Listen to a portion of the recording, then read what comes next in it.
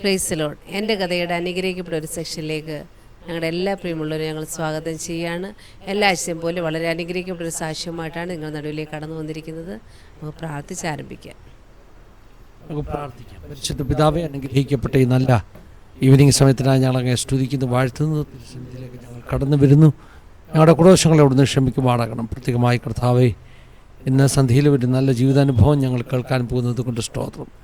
ഞങ്ങളുടെ നടുവിലേക്ക് അവിടുന്ന് അയച്ചിരിക്കുന്ന അവിടുത്തെ മകൾക്കായി ഞങ്ങൾ സ്തോത്രം ചെയ്യുന്ന കർത്താവേ, തൻ്റെ ജീവിതാനുഭവങ്ങൾ ഞങ്ങൾക്ക് വലിയ ആത്മീയ ബലത്തിന് കാരണമായി തീരണം. സന്നിധിയിലേക്ക് മുറ്റുമായി സമർപ്പിക്കുന്നു. കുടവശങ്ങളെ ക്ഷമിക്കണം. ദൈവശബ്ദം ഞങ്ങളെ കേൾപ്പിക്കണം.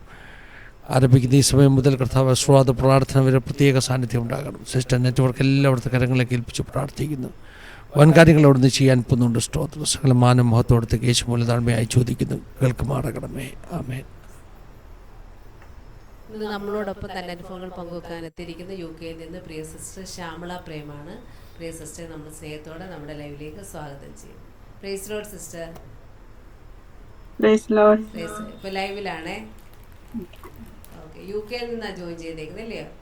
അതെ, UK നിന്ന്.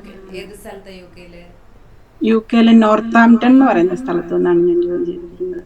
Okay okay. നാട്ടിലെവിടാണ്?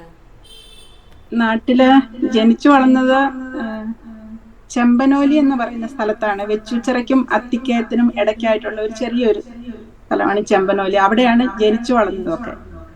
പഠിച്ചത് വെച്ചുച്ചിറ ഹൈസ്കൂൾ വിദ്യാഭ്യാസം വെച്ചുച്ചിറ സെന്റ് തോമസ് സ്കൂളിലായിരുന്നു. കോളേജ് വിദ്യാഭ്യാസം റാന്നി സെന്റ് തോമസ് കോളേജിൽ. പാസ്റ്ററിന്റെ നാടാണ്. പാസ്റ്ററിന് എപ്പോഴും പറയുമ്പോൾ ഞാൻ ഓർക്കും, കർത്താവെ, ഞാനും അവിടുന്ന്, അതെ, ഒരേ കോളേജാണ്. അവിടുന്നാണ് കോളേജ് വിദ്യാഭ്യാസം പൂർത്തിയാക്കിയത്. അടുത്ത് ചെമ്പനോലി. ഞാൻ അവിടെയൊക്കെ കുന്നം, മണ്ണടിശാല, അത്തിക്കയം, ഈ ഭാഗങ്ങളിലൊക്കെ ആ സമയങ്ങളിലൊക്കെ വരുമായിരുന്നു. എൻ്റെ സ്നേഹിതരുണ്ടായിരുന്നു ആ സ്ഥലങ്ങളിലൊക്കെ. ദൈവത്തിൻ്റെ സ്തോത്രം. സിസ്റ്റർ വിശ്വാസത്തിലൊക്കെ ആയിട്ട് എത്ര നാളുകളായി? ജനിച്ചു വളർന്നത് ഹിന്ദു ഈഴവ കുടുംബത്തിലാണ് ഞാൻ ജനിച്ചു വളർന്നത്. 4 മക്കള്, അതിലേറ്റവും ഇളയ മകളായിട്ടാണ് വളർത്തപ്പെട്ടത്.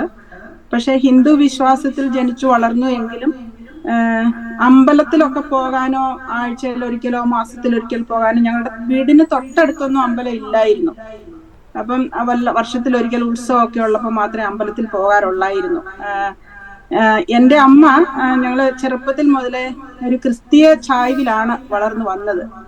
കാരണം വീടിന് തൊട്ടടുത്തൊരു ചെറിയൊരു കുരിശടി ഉണ്ടായിരുന്നു. നമ്മുടെ വീട്ടിൽ നിന്ന് റോഡിലേക്ക് കടക്കുന്നിടത്ത് ഒരു ചെറിയൊരു കാത്തലിക് ബാക്ക്ഗ്രൗണ്ടിലുള്ള ഒരു കുഞ്ഞൊരു കുരിശടി വെച്ചിട്ടുണ്ടായിരുന്നു. അപ്പൊ അവിടെ എന്താവശ്യത്തിന് എവിടെ പോവുകയാണെങ്കിലും അമ്മ അവിടെ ഒരു തിരി കത്തിച്ച് പ്രാർത്ഥിച്ചിട്ടായിരുന്നു എല്ലാ കാര്യങ്ങൾക്കും പൊക്കോണ്ടിരുന്നത്. അപ്പൊ ഞങ്ങള് അത് കണ്ടാണ് വളർന്നു വന്നത്. അപ്പൊ ആ ഒരു വിശ്വാസത്തിന്റെ ഇതില് നമ്മള് വളർന്നു വന്നത്. അതുകൊണ്ട് ഹിന്ദു കുടുംബത്തിൽ ജനിച്ചു വളർന്നെങ്കിലും ഹിന്ദു വിശ്വാസത്തെക്കാട്ടിൽ കൂടുതലും ക്രിസ്തീയ വിശ്വാസത്തിലാണ് വന്നത്. പിന്നെ ചെറുപ്പത്തിലെ നമ്മളുടെ വീടിനടുത്തൊരു കാത്തലിക് ചർച്ച് ഉണ്ടായിരുന്നു. അപ്പൊ ആ ചർച്ചിൽ പോകുമായിരുന്നു ഇടയ്ക്കൊക്കെ. കാരണം ചർച്ചിലാകുമ്പോൾ എല്ലാ ഞായറാഴ്ച ഉണ്ടല്ലോ, അപ്പൊ വല്ലപ്പോഴും ആ ചർച്ചിൽ പോകും. പിന്നെ അവിടെ ധ്യാനമൊക്കെ വരുമ്പം അമ്മ ഞങ്ങളെ കൂട്ടിക്കൊണ്ട് അവിടെ പോകുമായിരുന്നു. അന്ന് ഒരിക്കലും അവിടെ ഇങ്ങനെ ധ്യാനം നടക്കുന്ന സമയത്ത് ഒരച്ഛൻ ഇങ്ങനെ എൻ്റെ ബ്രദറിന്റെ പേര് വിളിച്ച് പറഞ്ഞു. അറിയത്തൊന്നുമില്ല, വേറെ എവിടുന്നോ വന്ന ഒരു അച്ഛനാണ്. അച്ഛൻ ഇങ്ങനെ ബ്രദറിന്റെ പേര് വിളിച്ചപ്പം അമ്മ അന്ന് വീട്ടിൽ വന്നപ്പോ ഇങ്ങനെ പറഞ്ഞു. ഞങ്ങൾ കേട്ടു, എൻ്റെ ബ്രദറിന്റെ പേര് വിളിക്കുന്നത് കേട്ടപ്പം അമ്മ പറഞ്ഞു, ഇങ്ങനെ മോന്റെ പേര് വിളിച്ചു പറഞ്ഞല്ലോ പ്രാർത്ഥിച്ചപ്പോഴെന്ന് പറഞ്ഞു. അപ്പൊ നമുക്ക് അന്നേരം ആ ഒരു വിശ്വാസത്തിലേക്ക് കൂടുതൽ, അങ്ങനെ ആ ഒരു വിശ്വാസത്തിലേക്ക് തന്നെയാണ് അന്ന് മുതലേ ക്രിസ്തീയ വിശ്വാസത്തിലാണ് വന്നത്. അപ്പൊ സ്കൂളിൽ പഠിക്കുമ്പോഴും കോളേജിൽ പഠിക്കുമ്പോഴും ഒക്കെ കൂടുതലും ക്രിസ്ത്യൻ ഫ്രണ്ട്സും ആയിരുന്നു. അങ്ങനെയൊക്കെ അന്നായിരുന്നു. അപ്പൊ പ്രീ ഡിഗ്രിക്ക് പഠിക്കുമ്പം എനിക്കൊരു പെന്തക്കോസ് കൂട്ടുകാരി ഉണ്ടായിരുന്നു. അവൾ എനിക്കൊരു ചെറിയ ബൈബിള് തന്നു അന്ന്. അപ്പൊ ആ ബൈബിള് വീട്ടിൽ കൊണ്ടുവന്ന് വെച്ചു. എങ്കിലും വല്ലപ്പോഴും ഒക്കെയാണ് അത് വായിക്കുകയൊക്കെ ചെയ്തുകൊണ്ടിരുന്നത്. എന്നാലും അതൊരു വിശുദ്ധ ബുക്കാണല്ലോ എന്ന് വിചാരിച്ച് അതിനെ റെസ്പെക്ട് ചെയ്യും. എന്തെങ്കിലും ആവശ്യങ്ങൾക്ക് എവിടേക്കെങ്കിലും പോകുമ്പോൾ അതൊന്ന് തുറന്ന് വായിക്കും. അങ്ങനെയൊക്കെയുള്ള ഒരു ലൈഫായിരുന്നു. അങ്ങനെ കോളേജിൽ പഠിക്കുമ്പോൾ അങ്ങനെ കോളേജ് വിദ്യാഭ്യാസം അങ്ങനെയാണ് പൂർത്തിയാകുന്നത്. കൂടുതലും ക്രിസ്ത്യൻ ഫ്രണ്ട്സ് ആയിരുന്നു, ഹിന്ദു ഫ്രണ്ട്സ് വളരെ കുറവായിരുന്നു. അപ്പം കോളേജ് വിദ്യാഭ്യാസം കഴിഞ്ഞപ്പം പിന്നീട് എനിക്ക് നേഴ്സിങ്ങിനാണ് ഞാൻ പോകുന്നത്. എൻ്റെ അച്ഛൻ എൻ്റെ 15-ാമത്തെ വയസ്സിൽ ജീവിതത്തിൽ നിന്ന് മാറ്റപ്പെട്ടു. പിന്നെ അമ്മ വളരെ കഷ്ടപ്പെട്ടാണ് ഞങ്ങളെ പഠിപ്പിക്കുന്നത്. എൻ്റെ മൂത്ത സിസ്റ്റർ, ഞങ്ങള് 4 മക്കളിൽ 2 ചേച്ചിമാരുണ്ട്. മൂന്നാമത് എൻ്റെ ബ്രദറും ഞാനാണ് 4-മത്തെ. അപ്പം സിസ്റ്ററിന്റെ കല്യാണമൊക്കെ കഴിഞ്ഞിരുന്നു രണ്ടുപേരുടെയും. അപ്പോഴത്തേനും അത് കഴിഞ്ഞപ്പോ അമ്മ വളരെ കഷ്ടപ്പെട്ടാണ് എന്നെ നേഴ്സിങ്ങിന് വിടുന്നത്. അപ്പൊ അച്ഛൻ ജീവിച്ചിരിക്കുമ്പോൾ തന്നെ അച്ഛന് വലിയ ആഗ്രഹമായിരുന്നു എന്നെ നേഴ്സിങ്ങിന് വിടണമെന്ന്. അപ്പൊ ആ ആഗ്രഹത്തിന്റെ പേരിൽ അമ്മ ഒത്തിരി കഷ്ടപ്പെട്ട് എന്നെ നേഴ്സിങ്ങിന് വിട്ടു. ഞാൻ നേഴ്സിങ്ങിന് പോകുന്നതിന് മുമ്പ് 1 വർഷം വീട്ടിൽ സ്റ്റേ ചെയ്തിട്ടാണ് പോകുന്നത്. കാരണം അവിടെ ഞാൻ പോയ സ്കൂളിൽ 18 വയസ്സ് കംപ്ലീറ്റ് ആണമായിരുന്നു. അപ്പൊ അത് കാരണം 1 വർഷം വെയിറ്റ് ചെയ്തിട്ടാണ് പോകുന്നത്. വേറെ ഒന്നും പഠിക്കാൻ പോയില്ല ആ സമയത്ത്. ഇപ്പൊ നേഴ്സിങ്ങിന് ഞാൻ പോകുന്നത് ഒരു മിഷൻ സ്കൂളിലാണ് നേഴ്സിങ്ങിന് പോകുന്നത്. മഹാരാഷ്ട്രയിലാണ് പഠിച്ചത്. അപ്പൊ അതൊരു മിഷൻ സ്കൂളായിരുന്നു. അപ്പൊ ഞങ്ങൾ നേഴ്സിങ്ങിന് ചെന്ന് ജോയിൻ ചെയ്യുമ്പം ഞങ്ങൾക്ക് ആദ്യത്തെ 3 മാസം ക്യാമ്പിംഗ് സെറമണിക്ക് മുമ്പ് ഉള്ള സമയത്ത് ഞങ്ങൾക്ക് ഒരു സബ്ജക്റ്റ് ഉണ്ടായിരുന്നു. ഞങ്ങൾക്ക് ബൈബിൾ പഠിക്കാനുണ്ടായിരുന്നു. അത് അവിടെ എല്ലാവരും അത് പഠിക്കണം. ഞങ്ങൾക്ക് ക്യാമ്പിങ്ങിന് മുമ്പ് അതിന് എക്സാമും ഉണ്ടായി. എക്സാമും കഴിഞ്ഞെങ്കിൽ ഞങ്ങൾക്ക് ക്യാപ്പ് കിട്ടത്തുണ്ടായിരുന്നു. അപ്പൊ അവിടെ അപ്പം ഹിന്ദു, മുസ്ലിം, ക്രിസ്ത്യൻ അങ്ങനെ ഒന്നുമില്ല, എല്ലാവരും പഠിച്ചാലേ പറ്റുള്ളൂ. അപ്പൊ അന്നേരം ഞങ്ങൾ ബൈബിൾ അന്ന് കുറച്ച് പഠിച്ചു. പിന്നീട് എന്താന്ന് വെച്ചാൽ എല്ലാം ഫ്രണ്ട്സ് ക്രിസ്ത്യൻ ഫ്രണ്ട്സ് ആണ്. പിന്നെ ഞങ്ങൾ പഠിക്കുന്ന സമയത്തും കോഴ്സിന്റെ സമയത്തും ഞങ്ങൾക്ക് എന്നും രാവിലെ ചർച്ച് സർവീസ് ഉണ്ട് അവിടെ. 7 to 7:15, 7 മണി തൊട്ട് 7:15 വരെ ഉണ്ട്. അപ്പം ചർച്ചിൽ പോകാത്ത കുട്ടികൾക്ക് നേരെ വാർഡിലേക്കോ ക്ലാസ്സിലേക്കോ പോകാം. അല്ലാത്തവർ ചർച്ചിൽ പോയിട്ടായിരുന്നു ഞങ്ങൾക്ക് പോകേണ്ടത്. അപ്പം ഞങ്ങളൊക്കെ ചർച്ചിൽ പോയിട്ട് 7:15 ആകുമ്പോഴത്തേനുമായിരുന്നു ഞങ്ങള് ഹോസ്പിറ്റലിലേക്ക് പൊക്കോണ്ടിരുന്നത്. അങ്ങനെയായിരുന്നു ഞങ്ങളുടെ നഴ്സിംഗ് കോളേജിലെ വിദ്യാഭ്യാസ സമയത്ത് എക്സ്പീരിയൻസ് അങ്ങനെയാണ്. അപ്പൊ ഞങ്ങൾക്ക് അന്ന് പഠിക്കുന്ന സമയത്താണെങ്കിലും ഒരു ഫ്രണ്ട് മാത്രം ഉണ്ടായിരുന്നു. അവളുടെ പേര് ഗ്രേസ് എന്നാണ്. അവള് മാത്രം പെന്തിക്കോസ് വിശ്വാസത്തിലുള്ളതായിരുന്നു. അപ്പൊ അവളെ ഞങ്ങൾക്ക് ആർക്കും ഇഷ്ടമില്ലായിരുന്നു. അവള് പെന്തിക്കോസ് ആണെന്ന് പറഞ്ഞുകൊണ്ട് ഞങ്ങൾക്കെല്ലാം അവളോട് ദേഷ്യമായിരുന്നു. കാരണം എന്താണെന്ന് അറിയത്തില്ല, എവിടുന്നാണ് അങ്ങനെ ഒരു തോട്ട് വന്നതെന്ന് അറിയത്തില്ല. അവള് പ്രാർത്ഥിക്കുകയൊക്കെ ചെയ്യുമായിരുന്നു. അപ്പൊ എനിക്ക് മറ്റുള്ള കുട്ടികൾക്ക് അവളോട് കൂട്ടുള്ളവരുണ്ടായിരുന്നു. അപ്പൊ ഞാൻ ഇങ്ങനെ ഹിന്ദു വിശ്വാസിൽ നിന്ന് വന്നാണെങ്കിലും എനിക്ക് അന്നേരം ഒരു ദേഷ്യം പോലെയൊക്കെ ആയിരുന്നു. പക്ഷെ അതൊക്കെ അന്നത്തെ ആ ഒരു അറിവില്ലായ്മയാണെന്ന് പിന്നീട് മനസ്സിലായി. പിന്നെ നേഴ്സിംഗ് വിദ്യാഭ്യാസം പൂർത്തിയായി. പിന്നെ ഞങ്ങള് ആ സമയത്ത് ചർച്ചിലാണ് കൂടുതലും പൊക്കോണ്ടിരുന്നത്. അവിടെ പഠിക്കുന്നിടത്ത് എന്താ പറയുന്നത്, അമ്പലമോ അങ്ങനെ കാര്യങ്ങളൊന്നുമില്ല. ഹിന്ദു വിശ്വാസത്തിലേക്ക് പോകാനായിട്ട് കൂടുതൽ ഹിന്ദു ഫ്രണ്ട്സ് ഒന്നുമില്ല. മിഷൻ സ്കൂളാണ്. അതുകൊണ്ട് കൂടുതലും ക്രിസ്തീയ ചായ്വിൽ തന്നെ അങ്ങനെ പോകുമായിരുന്നു. അത് അവിടുത്തെ വിദ്യാഭ്യാസം കഴിഞ്ഞ് ജോലി കഴിഞ്ഞിട്ട് ഞാൻ പിന്നെ ബോംബെയിലേക്കാണ് പോകുന്നത്. എൻ്റെ മിഡ്വൈഫറി കംപ്ലീറ്റ് ചെയ്യണമായിരുന്നു. കോഴ്സിന്റെ ഭാഗമായിട്ടുള്ള മിഡ്വൈഫറി കംപ്ലീറ്റ് ചെയ്യാനും വർക്ക് ചെയ്യാനും ഞാൻ ബോംബെയിലേക്ക് പോയി. അപ്പൊ ബോംബെ ചെന്ന് കഴിഞ്ഞപ്പോഴത്തേനും എനിക്ക് പിന്നെ കുറച്ചുകൂടെ ഒരു ഡിസ്ട്രാക്ഷൻ ആയി. കാരണം ഞാൻ ക്രിസ്തീയ വിശ്വാസത്തിൽ തന്നെ ആയിരുന്നു ആ മിഷൻ സ്കൂളിൽ പഠിച്ചിരുന്നത്. അപ്പൊ ബോംബെ വന്നു കഴിഞ്ഞപ്പം എനിക്ക് അവിടെ അമ്പലങ്ങളൊക്കെ ഉണ്ട്. മാട്ടുങ്കലൊക്കെ അമ്പലമുണ്ട്. ഞാൻ പരേലിലായിരുന്നു, വാടി ഹോസ്പിറ്റലിലാണ് പഠിച്ചതും വർക്ക് ചെയ്തത്. അപ്പൊ അമ്പലം ഉണ്ടായിരുന്നപ്പോഴത്തേന് എനിക്ക് ചെറിയൊരു ചായ്വ് വന്നു. ഇവിടെ അമ്പലം ഉണ്ടല്ലോ, എനിക്കൊരു അമ്പലത്തിൽ പോകാനും കൂടെ ഒരു സോഴ്സ് ഉണ്ടല്ലോ എന്ന് വിചാരിച്ചിട്ട്. പക്ഷെ ക്രിസ്തീയ വിശ്വാസമാണ് എൻ്റെ മനസ്സിൽ മുഴുവനും, ക്രിസ്തുവിനെയാണ് ഞാൻ വിശ്വസിക്കുന്നത്. അപ്പം ഞാൻ അന്നേരം എന്നോട് കൂട്ടുകാരൊക്കെ ചോദിക്കുമായിരുന്നു, നീ ഹിന്ദു അല്ലേ, പിന്നെ നീ എന്താ ഇങ്ങനെ ക്രിസ്തീയ വിശ്വാസത്തിലേക്ക് എന്നൊക്കെ ചോദിക്കുമ്പോ, പക്ഷെ ആ സമയം തന്നെ എനിക്കൊരു ഉറപ്പ് വന്നായിരുന്നു. ഞാൻ ഹിന്ദു വിശ്വാസത്തിലാണെങ്കിലും ഞാൻ നടക്കുന്നത് ശരിയായ രീതിയിലല്ലാന്ന് എനിക്കൊരു തോന്നൽ, എനിക്ക് സ്വയം ഒരു തോന്നൽ വന്നു. കാരണം ഹിന്ദുക്കൾക്കെന്ന് പറഞ്ഞു കഴിഞ്ഞാൽ, ഞാൻ അതിന് മുമ്പേ ഒരു കാര്യം പറയണമെന്ന് വിചാരിച്ചായിരുന്നു തുടക്കത്തിൽ. കാരണം ഞാൻ എൻ്റെ ഈ സാക്ഷ്യം പറയുന്നത് എൻ്റെ അനുഭവ കഥയാണ്. കാരണം ഞാൻ കടന്നു വന്ന ആ ഒരു അനുഭവമാണ്. അപ്പം അതുകൊണ്ട് ചിലപ്പം ഇത് ടെലികാസ്റ്റ് ചെയ്യുമ്പോൾ ഇത് കേൾക്കുന്ന പലരും വിചാരിക്കും എന്താ ഇതിങ്ങനെ എന്നുള്ളത്. ഞാൻ എൻ്റെ അനുഭവമാണ്. അപ്പൊ അത് കേൾക്കുന്ന ആരുടെ ഒരു വിശ്വാസത്തെയോ അവരുടെ ഒരു തോട്ടിനെയോ മുറിപ്പെടുത്താനല്ല എന്ന് ഞാൻ താഴ്മയോടെ അപേക്ഷിക്കുകയാണ് വ്യൂവേഴ്സ് പിന്നീട് ഇത് കേൾക്കുമ്പോൾ. എൻ്റെ അനുഭവ കഥ.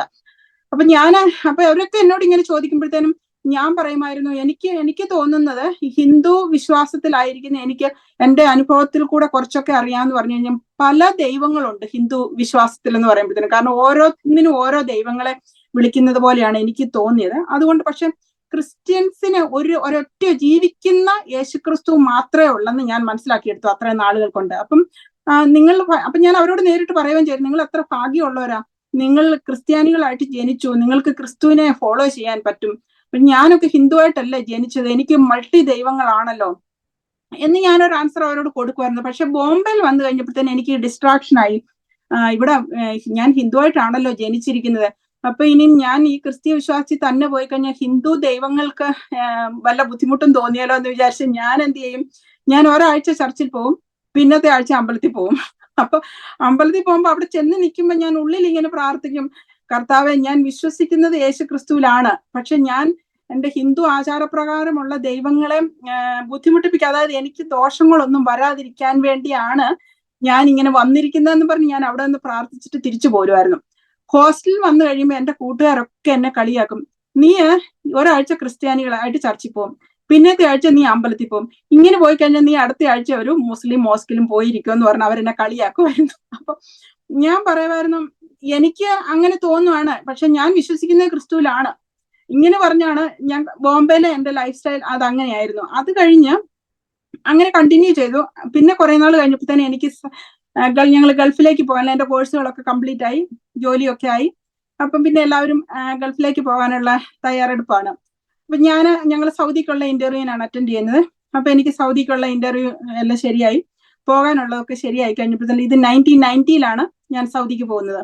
അപ്പം എല്ലാം ശരിയായി കഴിഞ്ഞ് ഞാൻ എല്ലാവരുടെ അടുത്ത് യാത്ര പറയാനായിട്ട് പോവുകയാണ്, എൻ്റെ ഫ്രണ്ട്സിന്റെ അടുത്തും എൻ്റെ ബന്ധുക്കളുടെ ഒക്കെ അടുത്തും യാത്ര പറയാനായിട്ട് പോയപ്പം അപ്പൊ എല്ലാവരും എന്നോട് ഇങ്ങനെ ചോദിക്കാൻ തുടങ്ങി, ഇപ്പൊ സൗദിക്ക് പോകണോ എന്നൊരു തിരിച്ചു ചോദ്യം. അപ്പൊ ഞാൻ അന്നേരം എന്താ ഇപ്പൊ പോയി കഴിഞ്ഞാലെന്നുള്ള ഒരു ചോദ്യം ചോദിച്ചപ്പോ അവര് പറയുന്നത്, സൗദിയിൽ നിന്ന് ഇപ്പം ആ ഇടയ്ക്കാണ് ബാബറി മസ്ജിദിന്റെ ആ പ്രോബ്ലം ഉണ്ടായി, ഹിന്ദുസിനെയൊക്കെ സൗദി തിരിച്ചുവിടുന്ന ഒരു സമയം.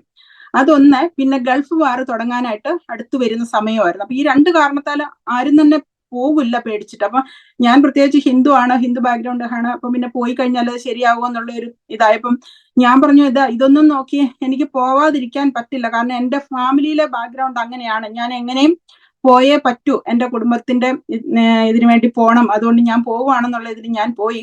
1990 ഞാൻ സൗദിയിൽ പോകുന്നത്. അവിടെ എത്തി ഒരു കുറച്ച് ഷോർട്ട് പീരീഡിനുള്ളിൽ തന്നെ ഗൾഫ് വാർ സ്റ്റാർട്ടായി. അപ്പൊ ഞങ്ങൾക്ക് അതൊരു ഭയങ്കര ബുദ്ധിമുട്ടുള്ള സമയമായിരുന്നു. മിസൈലിന്റെ സൗണ്ടും, ഞങ്ങള് ഹോസ്റ്റലിൽ നിന്ന് ഹോസ്പിറ്റലിലേക്ക് വർക്കിന് പോകുമ്പം ഞങ്ങളുടെ ഡോക്യുമെന്റ്സ് എല്ലാം, ഞങ്ങളുടെ ബാഗ് ഞങ്ങൾ കയ്യിൽ വേണം, ഞങ്ങൾക്ക് ഹോസ്റ്റലിൽ നിന്ന് ഹോസ്പിറ്റലിലേക്ക് ഞങ്ങൾ ഡ്യൂട്ടിക്ക് പോകാം. അത് ഞങ്ങൾക്ക് ഇൻസ്ട്രക്ഷൻ തന്നിട്ടുണ്ടായിരുന്നു അങ്ങനെ, കാരണം ഞങ്ങൾ ഹോസ്പിറ്റലിൽ നിന്ന് തിരിച്ച് ഹോസ്റ്റലിലേക്ക് വരുമോ എന്ന് നമുക്കറിയില്ല. അങ്ങനത്തെ ഒരു സിറ്റുവേഷൻ ആണ് അവിടെ. അപ്പം ഇങ്ങനെ ഇതുകൊണ്ടായിരുന്നു ഞങ്ങൾ പോകുന്നത്. പേടിപ്പെടുത്തുന്ന സാഹചര്യങ്ങളായിരുന്നു ആ സമയത്ത്. പക്ഷെ ദൈവകൃപയാല് ഞങ്ങൾക്ക് ആപത്തനർത്ഥങ്ങളൊന്നും ഉണ്ടാവാതെ ഞങ്ങൾ ആ സമയം കഴിഞ്ഞുപോയി കഴിഞ്ഞപ്പോഴത്തേനും വാറിന്റെ സീസൺ ഒക്കെ ഒന്ന് കഴിഞ്ഞപ്പോൾ അവിടുന്ന് ഹിന്ദുസിനെ അവര് തിരിച്ചുവിടാൻ തുടങ്ങിയപ്പോഴത്തേനും എനിക്ക് ഭയങ്കര ടെൻഷനായി. കർത്താവേ, ഇത് കഴിഞ്ഞു, ഇനിയിപ്പം എല്ലാവരെയും തിരിച്ചുവിടുന്ന സമയമല്ല. അപ്പൊ കുറെ പേര്, ഞങ്ങളുടെ കൂടെ കുറെ ഹിന്ദുസ് ഫ്രണ്ട്സ് ഉണ്ടായിരുന്നു, അവരെയൊക്കെ വിട്ടതായിട്ട് ഞാൻ അറിഞ്ഞു. പലരും വിളിച്ചു പറഞ്ഞു, ഞങ്ങളുടെ ഹോസ്റ്റലുണ്ട്, എൻ്റെ കൂടെ ഉണ്ടായിരുന്നവരും പലരും തിരിച്ചുപോയി. അപ്പൊ ഞങ്ങൾ നോക്കുമ്പം ഞങ്ങളുടെ ആ ഗ്രൂപ്പിൽ ആ സമയത്ത് ഞാൻ ഒരാൾ മാത്രം അവിടെ ലെഫ്റ്റ് ബിഹൈൻഡ് ആയി. അപ്പൊ ഞാൻ അന്നേരം ഓർക്കും, ഞാൻ പിന്നീട് ഞാൻ വചനം പഠിച്ച് വിശ്വാസത്തിലേക്ക് വന്നതിന് ശേഷമാണ് എനിക്ക് ഈ വചനങ്ങളൊക്കെ മനസ്സിലാകുന്നത്.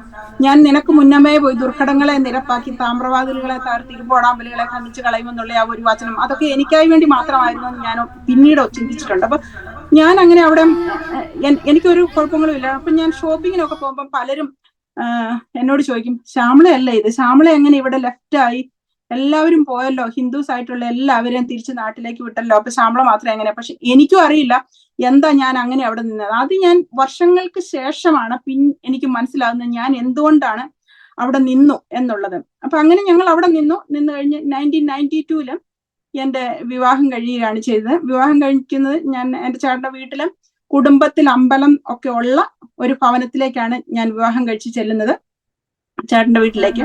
അപ്പൊ അങ്ങനെ ഞങ്ങൾ കല്യാണം കഴിഞ്ഞിട്ട് ചേട്ടന് ഗൾഫിലേക്ക് വന്നു, സൗദിയിലേക്ക് വന്നു. ഞങ്ങൾ 2 സ്ഥലത്തായിരുന്നു. ഞാൻ തായിഫ് എന്ന് പറയുന്ന സ്ഥലത്തും ചേട്ടൻ വരുന്നത് ജുബൈലിലും ആയിരുന്നു വന്നത്. അങ്ങനെ ഞങ്ങൾ 2 സ്ഥലത്തായിട്ട് താമസിക്കുന്ന സമയമാണ്. ഇടയ്ക്കിടയ്ക്കൊക്കെ ഞങ്ങൾ മീറ്റ് ചെയ്യും. ഹോളിഡേയ്സ് ഒക്കെ ഉള്ളപ്പം അവിടെ മുസ്ലിംസിന്റെ ഫെസ്റ്റിവൽ ഉണ്ട്, ഹജ്ജ്, റംസാൻ. ആ സമയത്തൊക്കെ 10 days ലീവ് ഉള്ളപ്പോൾ ചേട്ടൻ എൻ്റെ അടുത്തേക്ക് വരികയും അങ്ങനെയൊക്കെയാണ് ഞങ്ങൾ അവിടെ സമയം പോയിക്കൊണ്ടിരുന്നത്. അപ്പൊ എനിക്ക് മൂത്ത മോള് 1990 ഫയലുണ്ടായി.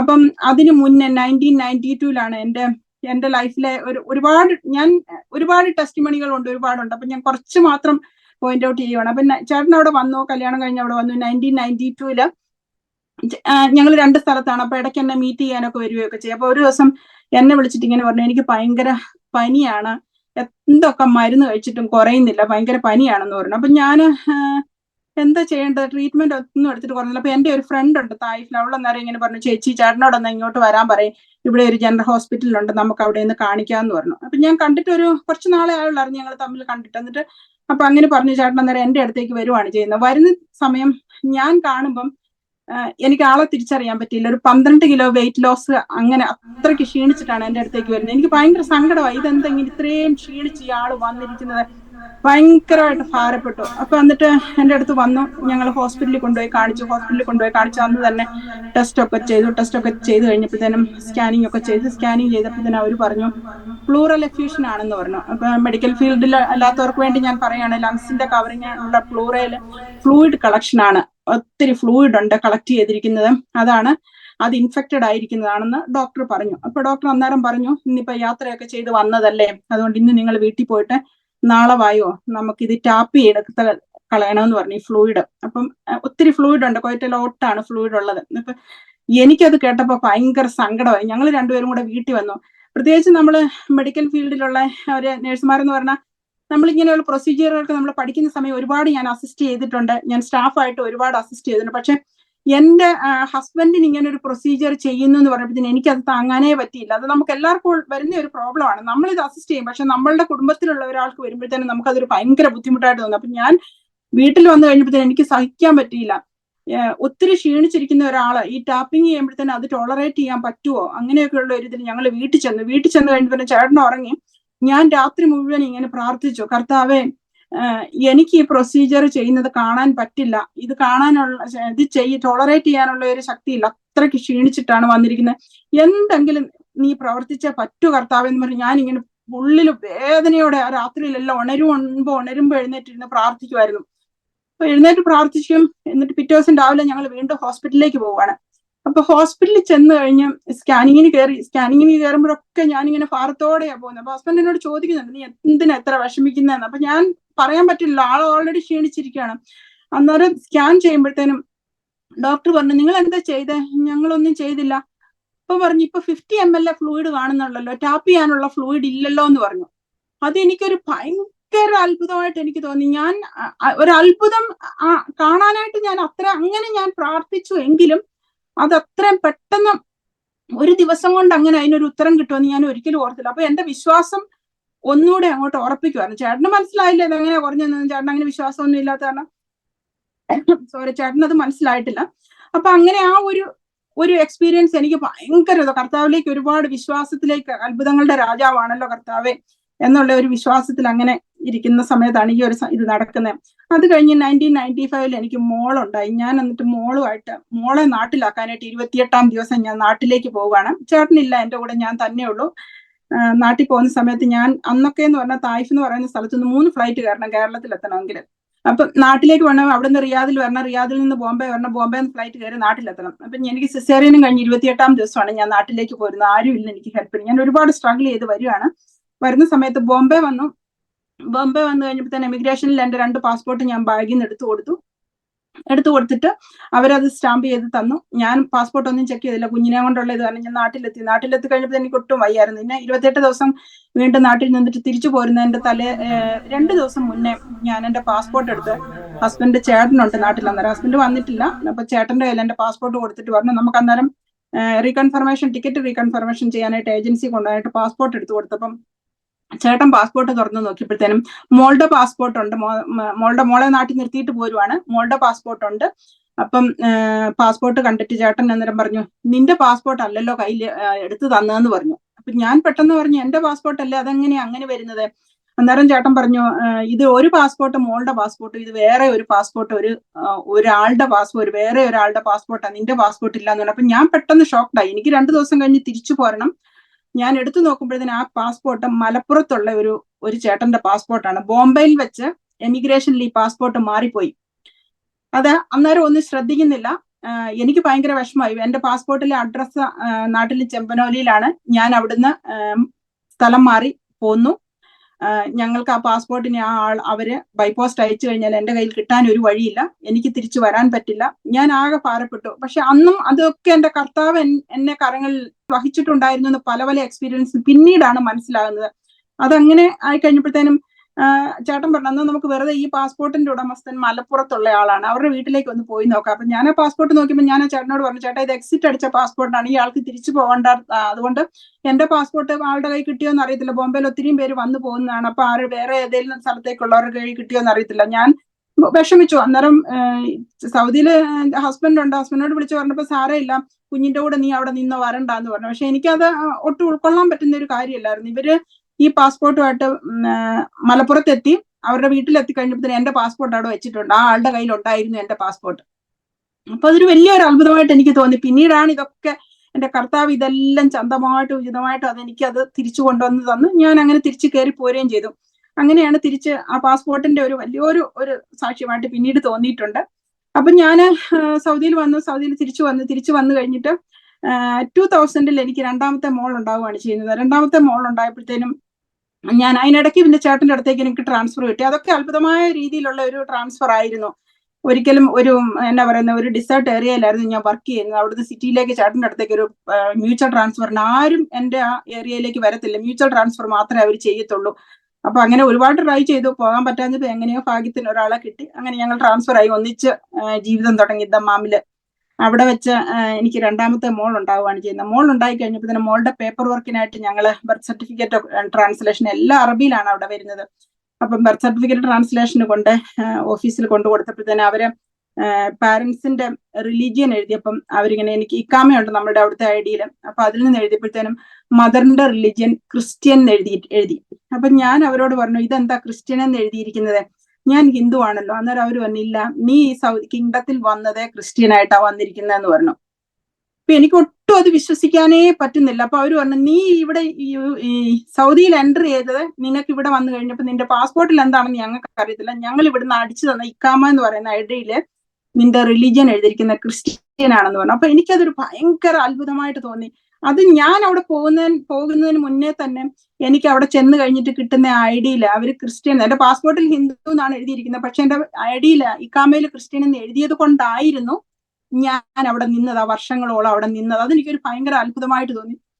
അപ്പൊ ഇതൊക്കെ ഒരിക്കലും എനിക്ക് വിശ്വസിക്കാനേ പറ്റത്തില്ല. അതൊക്കെ അത്ഭുതമായിട്ട് തോന്നിയെങ്കിൽ എനിക്ക് അന്നും ഇത്രയും വിശ്വാസത്തിലേക്ക് വന്നിട്ടില്ലാത്തത് കൊണ്ട് എനിക്ക് അതിന്റെ ആ വില അറിയത്തില്ലായിരുന്നു. ഇങ്ങനെ എന്റെ കർത്താവ് എനിക്ക് എല്ലാ കാര്യങ്ങളും ഓരോ സമയത്തും ചന്തമായിട്ട് ഉചിതമായിട്ട് എല്ലാം ചെയ്തു തന്നിട്ടുള്ളതാണ് എനിക്ക് മനസ്സിലാക്കാൻ പറ്റിയത്. അതെല്ലാം കഴിഞ്ഞ് പിന്നെ അവിടെ ഞാൻ പലപ്പോഴും ചെറിയ ചെറിയ പ്രയർ മീറ്റിംഗ്സ് ഒക്കെ ഉള്ളിടത്തൊക്കെ ഞാൻ പോകുമായിരുന്നു. ചേട്ടൻ അങ്ങനെ കുഴപ്പമൊന്നുമില്ല, പ്രയർ മീറ്റിംഗ് ഉള്ളിടത്തൊക്കെ ചേട്ടൻ എന്നെ കൊണ്ടുപോകും. അപ്പൊ കുഞ്ഞുങ്ങളൊക്കെ തീരെ പൊടിപ്പിള്ളേർ, അവരെയും കൊണ്ടൊക്കെ അവർക്കൊക്കെ പനിയൊക്കെ ഉള്ളപ്പോ ഞാൻ അവരെ എടുത്തോണ്ട് അങ്ങ് പോകും. എന്തോ ഒരു വിശ്വാസം, ഈ പ്രാർത്ഥനയ്ക്ക് പോയിട്ട് വരുമ്പോ എന്റെ കുഞ്ഞിന്റെ പഴി മാറും എന്ന് പറഞ്ഞ് ഞാൻ അതുങ്ങളെ തോളെ എടുത്തോണ്ട് പോകും. മരുന്നൊന്നും കൊടുക്കത്തില്ല, അങ്ങനെ കൊണ്ടുപോയിട്ട് തിരിച്ചു വരുമ്പോഴത്തേനും പനിയൊക്കെ പോയിരിക്കും. അതൊക്കെ എനിക്ക് എന്നെ വിശ്വാസത്തിൽ ഉറപ്പിക്കുമായിരുന്നു. അങ്ങനെയാണ് ഞാൻ അവിടുന്ന് അങ്ങനെ ആ ഒരു നല്ല വിശ്വാസത്തിൽ ഇങ്ങനെ പോയിരിക്കുമ്പോൾ എന്റെ ഒരു ഫാമിലി ഫ്രണ്ട് ഉണ്ടായിരുന്നു, സ്മിതയും ജീമോനും. അവർ ഇന്നിപ്പോ അവർ US-ലാണ്. ഇന്നലെ ഞാൻ അവരോട് സംസാരിച്ചായിരുന്നു. അപ്പൊ അവര് പറഞ്ഞു, ചേച്ചി ഞങ്ങൾക്കൊരു കൂട്ടായ്മയുണ്ട്, ചേച്ചി വന്ന് ഞങ്ങൾക്കൊരു സാക്ഷ്യം പറയാമോ എന്ന് ചോദിച്ചു.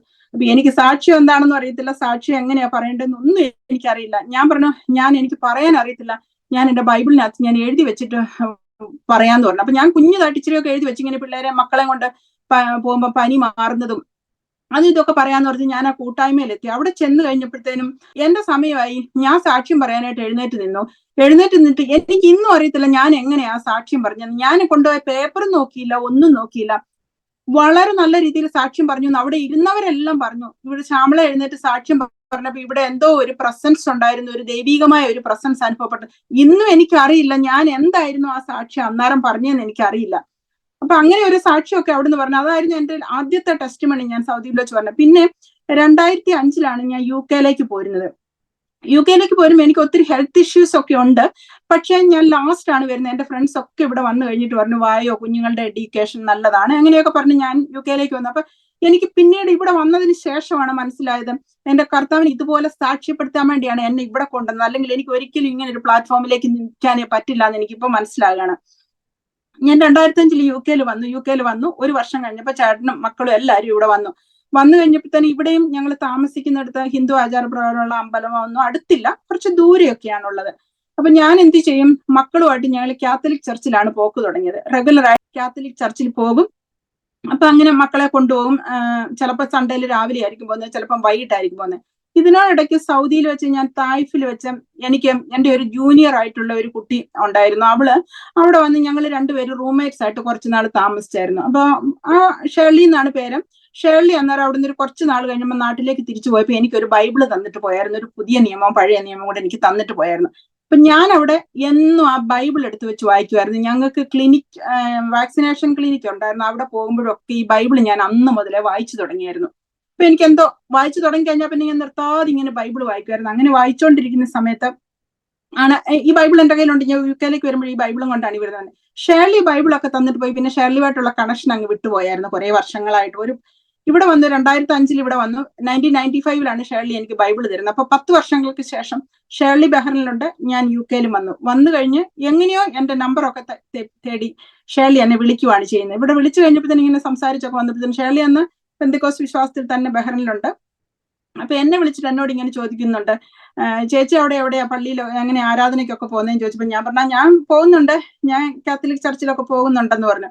അപ്പൊ എന്നോട് എടുത്ത് ചോദിച്ചു, പെന്തക്കോസ് ചർച്ചുകളൊന്നും അവിടെ ഇല്ലെന്ന് ചോദിച്ചു. എനിക്കത് ഒരിക്കലും പെന്തക്കോസ് ചർച്ചിൽ പോകുന്നോ പെന്തക്കോസ് ആരാധന അതൊന്നും എനിക്ക് ഉൾക്കൊള്ളാനേ പറ്റിയിരുന്നില്ല. കാരണം എന്റെ വിശ്വാസം മുഴുവനും ഞാൻ പെന്തക്കോസ് ചർച്ചിലോ പെന്തക്കോസ് ആരാധനയിലേക്കോ പോയി കഴിഞ്ഞാൽ ഞാൻ അങ്ങോട്ട് അങ്ങ് മാറും, എന്നെ അവർ അങ്ങോട്ട് അങ്ങ് മാറ്റും. പിന്നെ എന്റെ മക്കളും ഹസ്ബൻഡും വേറെടുത്ത് ഞാൻ ഒരിടത്തായി പോവുമല്ലോ.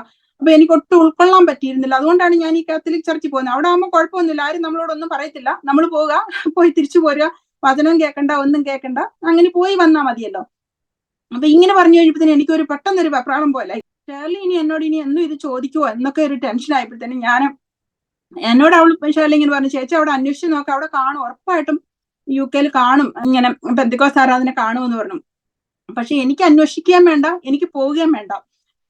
എനിക്ക് ഇവിടെ UK തന്നെ എൻ്റെ ഒരു ഫ്രണ്ട് ഉണ്ട്, എലിസബത്ത് എന്നാണ് അവളുടെ പേര്. ഞങ്ങൾ എല്ലാ കാര്യങ്ങളും ഷെയർ ചെയ്യുന്നത്. ഞാൻ പെട്ടെന്ന് എലിസബത്തിനെ വിളിച്ചിട്ട് പറഞ്ഞു, ഇങ്ങനൊരു കാര്യമുണ്ട്, ഷേർലി വിളിച്ചായിരുന്നു. ഷേർലി അന്നേരം ഇങ്ങനെ പറഞ്ഞു, ഇങ്ങനെ പെന്തക്കോസ്ത് ആരാധനയുണ്ട്, എനിക്ക് പോകാൻ പറഞ്ഞു. അപ്പൊ എന്നോട് അവൾ പെട്ടെന്ന് പറഞ്ഞു, നീ ദൈവത്തെ ഓർത്ത് നീ പോയേക്കരുത്, പെന്തക്കോസ്ത് ആരാധനയ്ക്ക് നീ പോയെങ്കിൽ അവർ നിന്നെ കൊണ്ടേ പോകുള്ളെന്ന് പറഞ്ഞു. അപ്പൊ എനിക്കൊരു സമാധാനം, ഇവളെനിക്ക് സപ്പോർട്ടായല്ലോ, കുഴപ്പമില്ല. ഞാൻ അവളോട് ചോദിച്ചു, ഇനി ഷേർലി വിളിച്ചാൽ എന്താ പറയുന്നത്? ഷേർലി വിളിച്ചാലും നീ എന്തെങ്കിലും പറഞ്ഞു, നീ അത് ഒഴികഴിവ് പറഞ്ഞോ, നീ പോകുകയേ വേണ്ട എന്ന് പറഞ്ഞു. അപ്പൊ എനിക്ക് ഇവള് കൂട്ടായില്ല. ഈ കൂട്ടുകാരി എന്റെ സഭയിൽ ഇവിടെ വന്ന് എന്റെ പാസ്റ്ററിന്റെ അണ്ടറിൽ സ്നാനം ഏറ്റിട്ട് പോയി, എന്റെ കാട്ടി മുന്നേ. അപ്പൊ എന്നോട് ഇങ്ങനെ പറഞ്ഞു, അതങ്ങനെ പോയി. അപ്പൊ ഷേർലി വിളിക്കുമ്പോ ഞാൻ എന്തെങ്കിലുമൊക്കെ പറഞ്ഞു പോകും.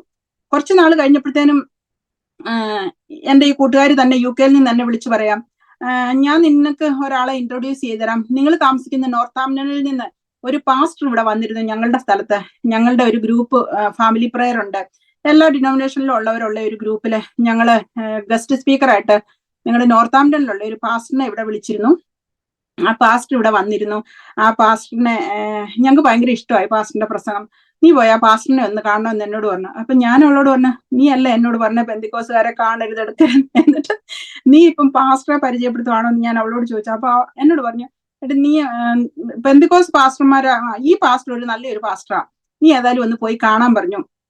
അപ്പൊ ഞാൻ ഇവിടെ ചേട്ടനോട് ചോദിച്ചു. ഞാൻ പറഞ്ഞു, ഇങ്ങനെ കൂട്ടുകാരി ഇങ്ങനെ പറഞ്ഞു, ഒരു പാസ്റ്ററിനെ കാണണമെന്ന് പറഞ്ഞു, ഞാൻ ഒന്ന് പോയി കണ്ടോട്ടോ എന്ന് ചോദിച്ചു. അപ്പം ചേട്ടൻ പറഞ്ഞു, നീ പോയി കണ്ടോ. ചേട്ടൻ അപ്പം കാത്തലിക് എന്തോ പെന്തക്കോസ്ത് എന്തോ ഇതൊന്നും ചേട്ടൻ അറിയത്തില്ല. അപ്പൊ ചേട്ടൻ ഞാൻ പറഞ്ഞു, നീ ഏതായാലും ഇപ്പൊ ക്രിസ്തീയ വിശ്വാസത്തിലാണ് പോവുകയും വരികയൊക്കെ ചെയ്യുന്നത്, ചർച്ചിലൊക്കെയാ പോവുകയും വരിക, അതുകൊണ്ട് ഇപ്പം നീ പൊക്കോളാൻ പറഞ്ഞു. അപ്പൊ ഞാൻ പോയി കാണാന്ന് വിചാരിച്ചപ്പോഴത്തേനും അപ്പൊ ഈ ഷേർലി എന്ത് ചെയ്തു, അതിന് മുന്നേ തന്നെ ഷേർലിയുടെ സിസ്റ്ററിലോ ഇവിടെ ഉണ്ടായിരുന്നു. ആ സിസ്റ്ററിലോയ്ക്ക് എന്റെ നമ്പർ കൊടുത്ത് ഈ പാസ്റ്ററിന്റെ കയ്യിൽ എന്റെ നമ്പർ എത്തിപ്പെട്ടിട്ടുണ്ട്. പാസ്റ്റർ എന്നെ വിളിക്കാൻ തുടങ്ങിയായിരുന്നു. അപ്പൊ അതും എനിക്കൊരു ഭയം, പാസ്റ്റർ വിളിച്ച് ഞാൻ ഒരിക്കലും എടുക്കുകയല്ലായിരുന്നു ഫോണ്.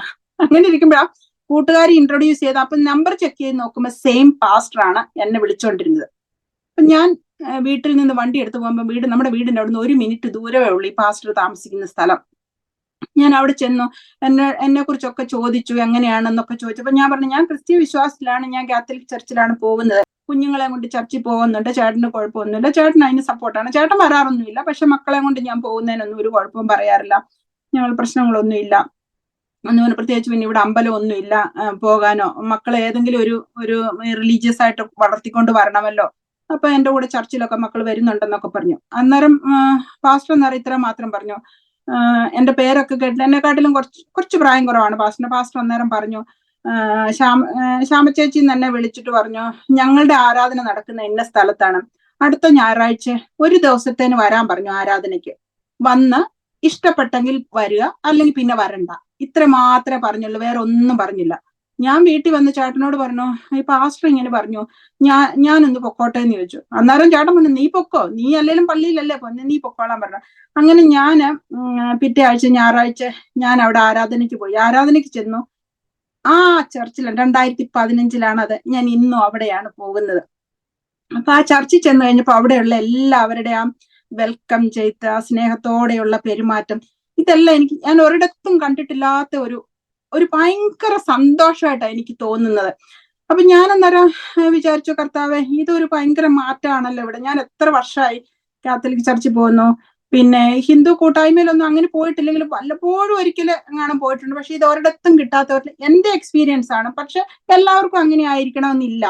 ഞാൻ അവിടെ പോയിട്ട് ഞാൻ തിരിച്ചു വന്ന് മക്കളോട് പറഞ്ഞു, മക്കളെ, അമ്മ ഇങ്ങനെ അവിടെ പോയി, അപ്പൊ നിങ്ങൾ വരുന്നെങ്കിൽ അമ്മയുടെ കൂടെ വായോ, ഇല്ലെങ്കിൽ നിങ്ങൾക്ക് ഇംഗ്ലീഷ് സർവീസ് ആണ് കാത്തലിക് ചർച്ചിലുള്ളത്, അപ്പം നിങ്ങളെ ഞാൻ അവിടെ കൊണ്ടുപോകാം, വന്ന് നോക്കാൻ പറഞ്ഞു. അപ്പൊ മക്കൾ പറഞ്ഞു ഞങ്ങളൊന്ന് വരാമെന്ന് പറഞ്ഞു. പിള്ളേരും എൻ്റെ കൂടെ വന്നു.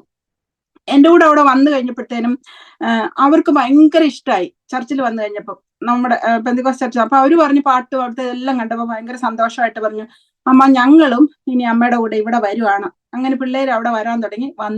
വന്നു കഴിഞ്ഞപ്പോഴത്തേനും അവർക്ക് ഭയങ്കര സന്തോഷം. അപ്പൊ ഞങ്ങൾ പിറ്റേ ആഴ്ച മുതൽ മക്കളെ സൺഡേ സ്കൂളിൽ എൻറോൾ ചെയ്യിപ്പിച്ചു പാസ്റ്റർ. അപ്പൊ അവർക്ക് ഭയങ്കര സന്തോഷമായി. അവിടെ തുടങ്ങി പ്രശ്നങ്ങള്. വീട്ടിലല്ല പ്രശ്നം, എൻ്റെ വീട്ടിൽ ദൈവകൃപയാല് ഒരു പ്രശ്നവും ഇല്ലായിരുന്നു. നാട്ടിലും അങ്ങനെ കുഴപ്പങ്ങളൊന്നും ഇല്ല, എൻ്റെ വീട്ടിൽ അറിയാമായിരുന്നു. പക്ഷേ കാത്തലിക് കമ്മ്യൂണിറ്റിയിൽ നിന്ന് എനിക്ക് ഭയങ്കരമായിട്ട് പ്രതികൂലമായിട്ടുള്ള പ്രതികരണങ്ങൾ. ആൾക്കാർ എന്നെ വിളിക്കാൻ തുടങ്ങി, ഇതെന്താണ് ഈ ചെയ്യുന്നത്, എന്താണ് അങ്ങനെ പോയത്. ഇപ്പൊ ഞാൻ ഈ കാത്തലിക് വിശ്വാസത്തിലായിരുന്നപ്പോൾ ഞാൻ കുഞ്ഞുങ്ങളെ കൊണ്ട് പോകുമ്പോൾ അവിടെ ഈ റിട്രീറ്റ് ഒക്കെ നടക്കുമ്പോഴത്തേനും ഞാൻ പോകുമായിരുന്നു കുഞ്ഞുങ്ങളുമായിട്ട്. അപ്പൊ എനിക്ക് എവിടെ പോയി കഴിഞ്ഞാൽ എനിക്ക് ഫസ്റ്റിൽ പോകണം. അപ്പൊ ഞാൻ അവിടെ പോയിട്ട് ഏറ്റവും ഫ്രണ്ടിലെ ബെഞ്ചിൽ ഞാനും എൻ്റെ മക്കളും ഉണ്ട്. അതിനൊക്കെ ഞാൻ ഏറ്റവും മുന്നേ പോയിരിക്കുന്ന ഒരാളായിരുന്നു.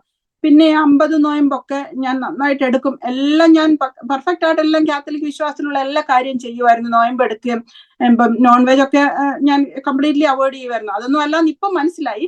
അപ്പം അന്നിങ്ങനെയൊക്കെ എല്ലാം ചെയ്യുമായിരുന്നു. അപ്പൊ കാത്തലിക്കിലുള്ള ഫ്രണ്ട്സ് ഒക്കെ പറയായിരുന്നു, നമുക്ക് പോലും ഇങ്ങനെ ചെയ്യാൻ പറ്റില്ല, എത്ര പെർഫെക്റ്റ് ആയിട്ട് ആ കാര്യങ്ങളൊക്കെ ചെയ്യുന്നത്.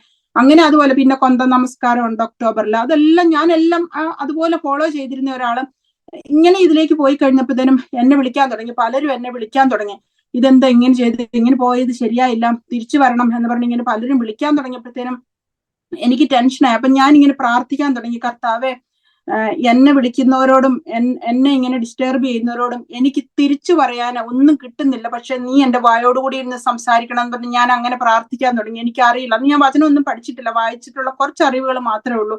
എന്റെ വായോടുകൂടി ഇരുന്ന് സംസാരിക്കണേ കർത്താവെ, ഞാൻ എന്താണ് അവരോട് മറുപടി പറയേണ്ടത്. അപ്പൊ അങ്ങനെ ഞാൻ പ്രാർത്ഥിച്ച് എനിക്ക് കർത്താവ് തന്നെ എന്റെ വായോടുകൂടി ഇരുന്ന് സംസാരിച്ച് ഞാൻ ചോദിക്കുന്നവരോടൊക്കെ പറയാൻ തന്നെ, ഞാൻ ഒരു മതവും മാറിയിരുന്നില്ല, ഞാൻ ഹിന്ദു വിശ്വാസത്തിൽ തന്നെ നിന്നിട്ടായിരുന്നു ഞാൻ കാത്തലിക് ചർച്ചിലേക്ക് വന്നിരുന്നത്, ഞാൻ നിങ്ങളുടെ കൂടെയും കൂടിയിരുന്നില്ല. അതൊന്ന്. രണ്ടാമത്, ഞാൻ സ്വയം മനസ്സിലാക്കി, ഞാൻ ഹിന്ദു വിശ്വാസത്തിൽ നിന്ന് ക്രിസ്ത്യൻ വിശ്വാസത്തിലേക്ക് വന്നത് സത്യദൈവം, ഏക ദൈവം യേശുക്രിസ്തു ആണെന്ന് ഞാൻ മനസ്സിലാക്കിയിട്ടാണ് ഞാൻ ഹിന്ദു വിശ്വാസത്തിൽ നിന്ന് ഇങ്ങോട്ട് വന്നത്. ഹിന്ദുക്കൾക്ക് മൾട്ടി ദൈവങ്ങളാണ്. പക്ഷേ ഞാൻ ഈ കാത്തലിക് വിശ്വാസത്തിൽ ഇങ്ങനെ കുറെ നാൾ നടന്നു കഴിഞ്ഞപ്പം എനിക്ക് മനസ്സിലായത് ഹിന്ദുക്കളും കാത്തലിക്സും ഒരുപോലെയാണെന്ന് എനിക്ക് മനസ്സിലാക്കാൻ പറ്റി. കാരണം കാത്തലിക് വിശ്വാസത്തിലും പല എന്താ പറയുന്നത്, ഉണ്ണീശോ ഉണ്ട്, യോസേപ്പ് പിതാവ്, അങ്ങനെ മാതാവ് തന്നെ പല മാതാവുകൾ ഉണ്ട്. അങ്ങനെ പലരോട്, പിന്നെ പുണ്യാളന്മാര്, അങ്ങനെ പലരോട് പ്രാർത്ഥിക്കുന്നതായിട്ട് എനിക്ക് മനസ്സിലായി. ഈവൻ കൊന്ത നമ്മൾ ചൊല്ലുമ്പോഴും അതിനകത്തും യേശുക്രിസ്തുവിന്റെ പേരിനെക്കാട്ടിൽ കൂടുതൽ മാതാവിന്റെ പേര് ഉപയോഗിക്കുന്നതായിട്ട് ഞാൻ സ്വയം മനസ്സിലാക്കി. അപ്പൊ എനിക്ക് മനസ്സിലായത് എന്തുവാ, ഇത് വ്യത്യാസം ഒന്നുമില്ല, കാത്തലിക് വിശ്വാസത്തിലും വ്യത്യാസം ഒന്നുമില്ല. അപ്പൊ എനിക്ക് മനസ്സിലായി, ഞാൻ വന്നെത്തിയിരിക്കുന്ന യേശുക്രിസ്തു, ജീവിക്കുന്ന യേശുക്രിസ്തു എന്ന് പറയുന്ന ഒരാളെ ഉള്ളൂ, സത്യദൈവം, ഏക ദൈവം. അപ്പൊ ആ ദൈവത്തിലേക്കാണ് ഞാൻ വന്നിരിക്കുന്നത്. അതുകൊണ്ടാണ് ഞാൻ അങ്ങനെ പോയതെന്ന് ഞാൻ അവരോട് പറഞ്ഞു. എനിക്കത് കർത്താവ് എനിക്ക് പറഞ്ഞു തന്നെന്ന് ഞാൻ വേണം പറയാം. അതൊന്നും എനിക്ക് അറിയത്തില്ല, അത്ര അറിയത്തില്ല പറയാന്. പിന്നെ ഞാൻ ഒന്നുകൂടെ പറഞ്ഞു, എനിക്ക് ഇങ്ങനെ ഞാനും കുഞ്ഞുങ്ങളും കൂടെ അവിടെ ചെന്നത്, അവര് അഡൾട്ട്സിന്റെ ബൈബിൾ ക്ലാസ്സിൽ എന്നെ പഠിപ്പിക്കാൻ തുടങ്ങി, കുഞ്ഞുങ്ങൾക്ക് സൺഡേ സ്കൂൾ എടുക്കാൻ തുടങ്ങി. ഞങ്ങൾ ഇത്രയും നാളും ഈ കാത്തലിക് ചർച്ചിൽ വന്ന് ഞങ്ങൾക്ക് വചനം പറഞ്ഞു തരുമോ ഒന്നും അറിയത്തില്ല. ഞങ്ങൾക്ക് ബേസിക് ഒന്നും ഇല്ലാത്ത ഞങ്ങൾക്ക് വചനം പറഞ്ഞു തരുമോ, ബൈബിളിലെ കാര്യങ്ങളൊന്നും ഞങ്ങൾക്ക് പറഞ്ഞു തന്നിട്ടില്ല. അവിടെ ചെന്നതേ അവർ ഞങ്ങളെ ഇങ്ങനെയൊക്കെ പഠിപ്പിക്കാൻ തുടങ്ങി, അതുകൊണ്ടാണ് ഞാൻ അങ്ങനെ പോയതെന്ന് പറഞ്ഞു. അപ്പൊ അവര് പറഞ്ഞു ഞങ്ങളോട് ചോദിച്ചിരുന്നില്ല അതുകൊണ്ടല്ല. ഞാൻ പറഞ്ഞു അവിടെ ഞങ്ങൾ ചോദിച്ചില്ല, ചോദിക്കാതെ തന്നെ അവർ സ്വയമായിട്ട് ഞങ്ങളെ എല്ലാം ഇങ്ങനെ ചെയ്യാനും പഠിപ്പിക്കാനും ഒക്കെ തുടങ്ങി, അതുകൊണ്ടാണ് ഞാൻ പോയത്. പിന്നെ എന്നാന്ന് ചോദിച്ചു കഴിഞ്ഞാൽ പിന്നെ ഞാൻ അവരോട് പറഞ്ഞു എനിക്ക് പുറമേ ഉള്ള ആരോടും എനിക്ക് പെർമിഷൻ ചോദിക്കേണ്ട കാര്യമില്ല, എനിക്ക് എന്റെ ഹസ്ബൻഡിന്റെ പെർമിഷൻ മാത്രം മതിയായിരുന്നു. ഞാൻ എന്റെ ഹസ്ബൻഡിനോട് ചോദിച്ചു, ചേട്ടൻ പൊക്കോളാൻ പറഞ്ഞു. പിന്നെ എനിക്ക് വേറെ ആരോടും ചോദിക്കേണ്ടതായിട്ട് വന്നില്ല, അതുകൊണ്ട് ഞാൻ ഇങ്ങനെ പോയി. പിന്നെ ആരും എന്നോട് ഇതേക്കുറിച്ച് ഒന്നും ചോദിച്ചിട്ടില്ല. ഞാൻ അങ്ങനെ ഇതിങ്ങനെ കണ്ടിന്യൂ ചെയ്യുവാണ്, വിശ്വാസത്തിൽ കണ്ടിന്യൂ ചെയ്ത് പ്രാർത്ഥനയ്ക്ക് പോകുന്നു, ബൈബിൾ പഠിക്കുക വായിക്കുക ഒക്കെ ചെയ്തിങ്ങനെ. പിന്നെ എനിക്ക് വചനം വായിക്കണം, വചനം വായിക്കുക എന്നുള്ള ഒരൊറ്റ ഇതിലേക്കായി. ഞാൻ വർഷത്തിൽ 2-3 പ്രാവശ്യമൊക്കെ ബൈബിൾ മൊത്തം ഇരുന്ന് വായിക്കുക. എനിക്കൊന്നും അറിയത്തില്ല, അതുകൊണ്ട് വചനത്തിൽ നിന്ന് തന്നെ എന്തെങ്കിലുമൊക്കെ ആരെങ്കിലും ചോദിച്ചു കഴിഞ്ഞാൽ ഇതിന് മറുപടി പറയണം. എന്തുകൊണ്ട് ഇങ്ങനെ ഒരു വിശ്വാസത്തിൽ നിന്ന് വന്നു, അതിന് തക്കതായ മറുപടി കൊടുക്കണം. അതിനായിട്ട് ഞാൻ BTH പഠിച്ചു, ഗ്രാജുവേറ്റ് ചെയ്തു, ആൾക്കാരോട് ഉത്തരം പറയാനായിട്ട്. പിന്നെ വചനം പഠിച്ചു വായിച്ചു കുറെ മനസ്സിലായി. സത്യദൈവം ഒന്നേ ഉള്ളൂ, അന്യ ആരാധന പാടില്ല, വേറെ രൂപങ്ങൾ ബിംബങ്ങളൊന്നും ഉണ്ടാക്കാൻ പാടില്ല.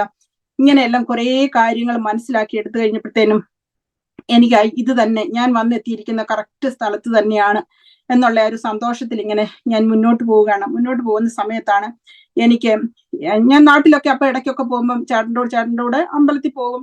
അവിടെ നിന്ന് ഞാൻ പ്രാർത്ഥിക്കും, കർത്താവേ ഞാൻ അങ്ങിൽ മാത്രമേ വിശ്വസിക്കുന്നുള്ളൂ, എനിക്ക് വേറെ ഒരു ദൈവവും ഇല്ല, പക്ഷെ എന്റെ സാഹചര്യം ഇതാണ് എന്ന് പറഞ്ഞ് ഞാൻ അവിടെ നിന്ന് പ്രാർത്ഥിച്ചിട്ട് പോരുമായിരുന്നു.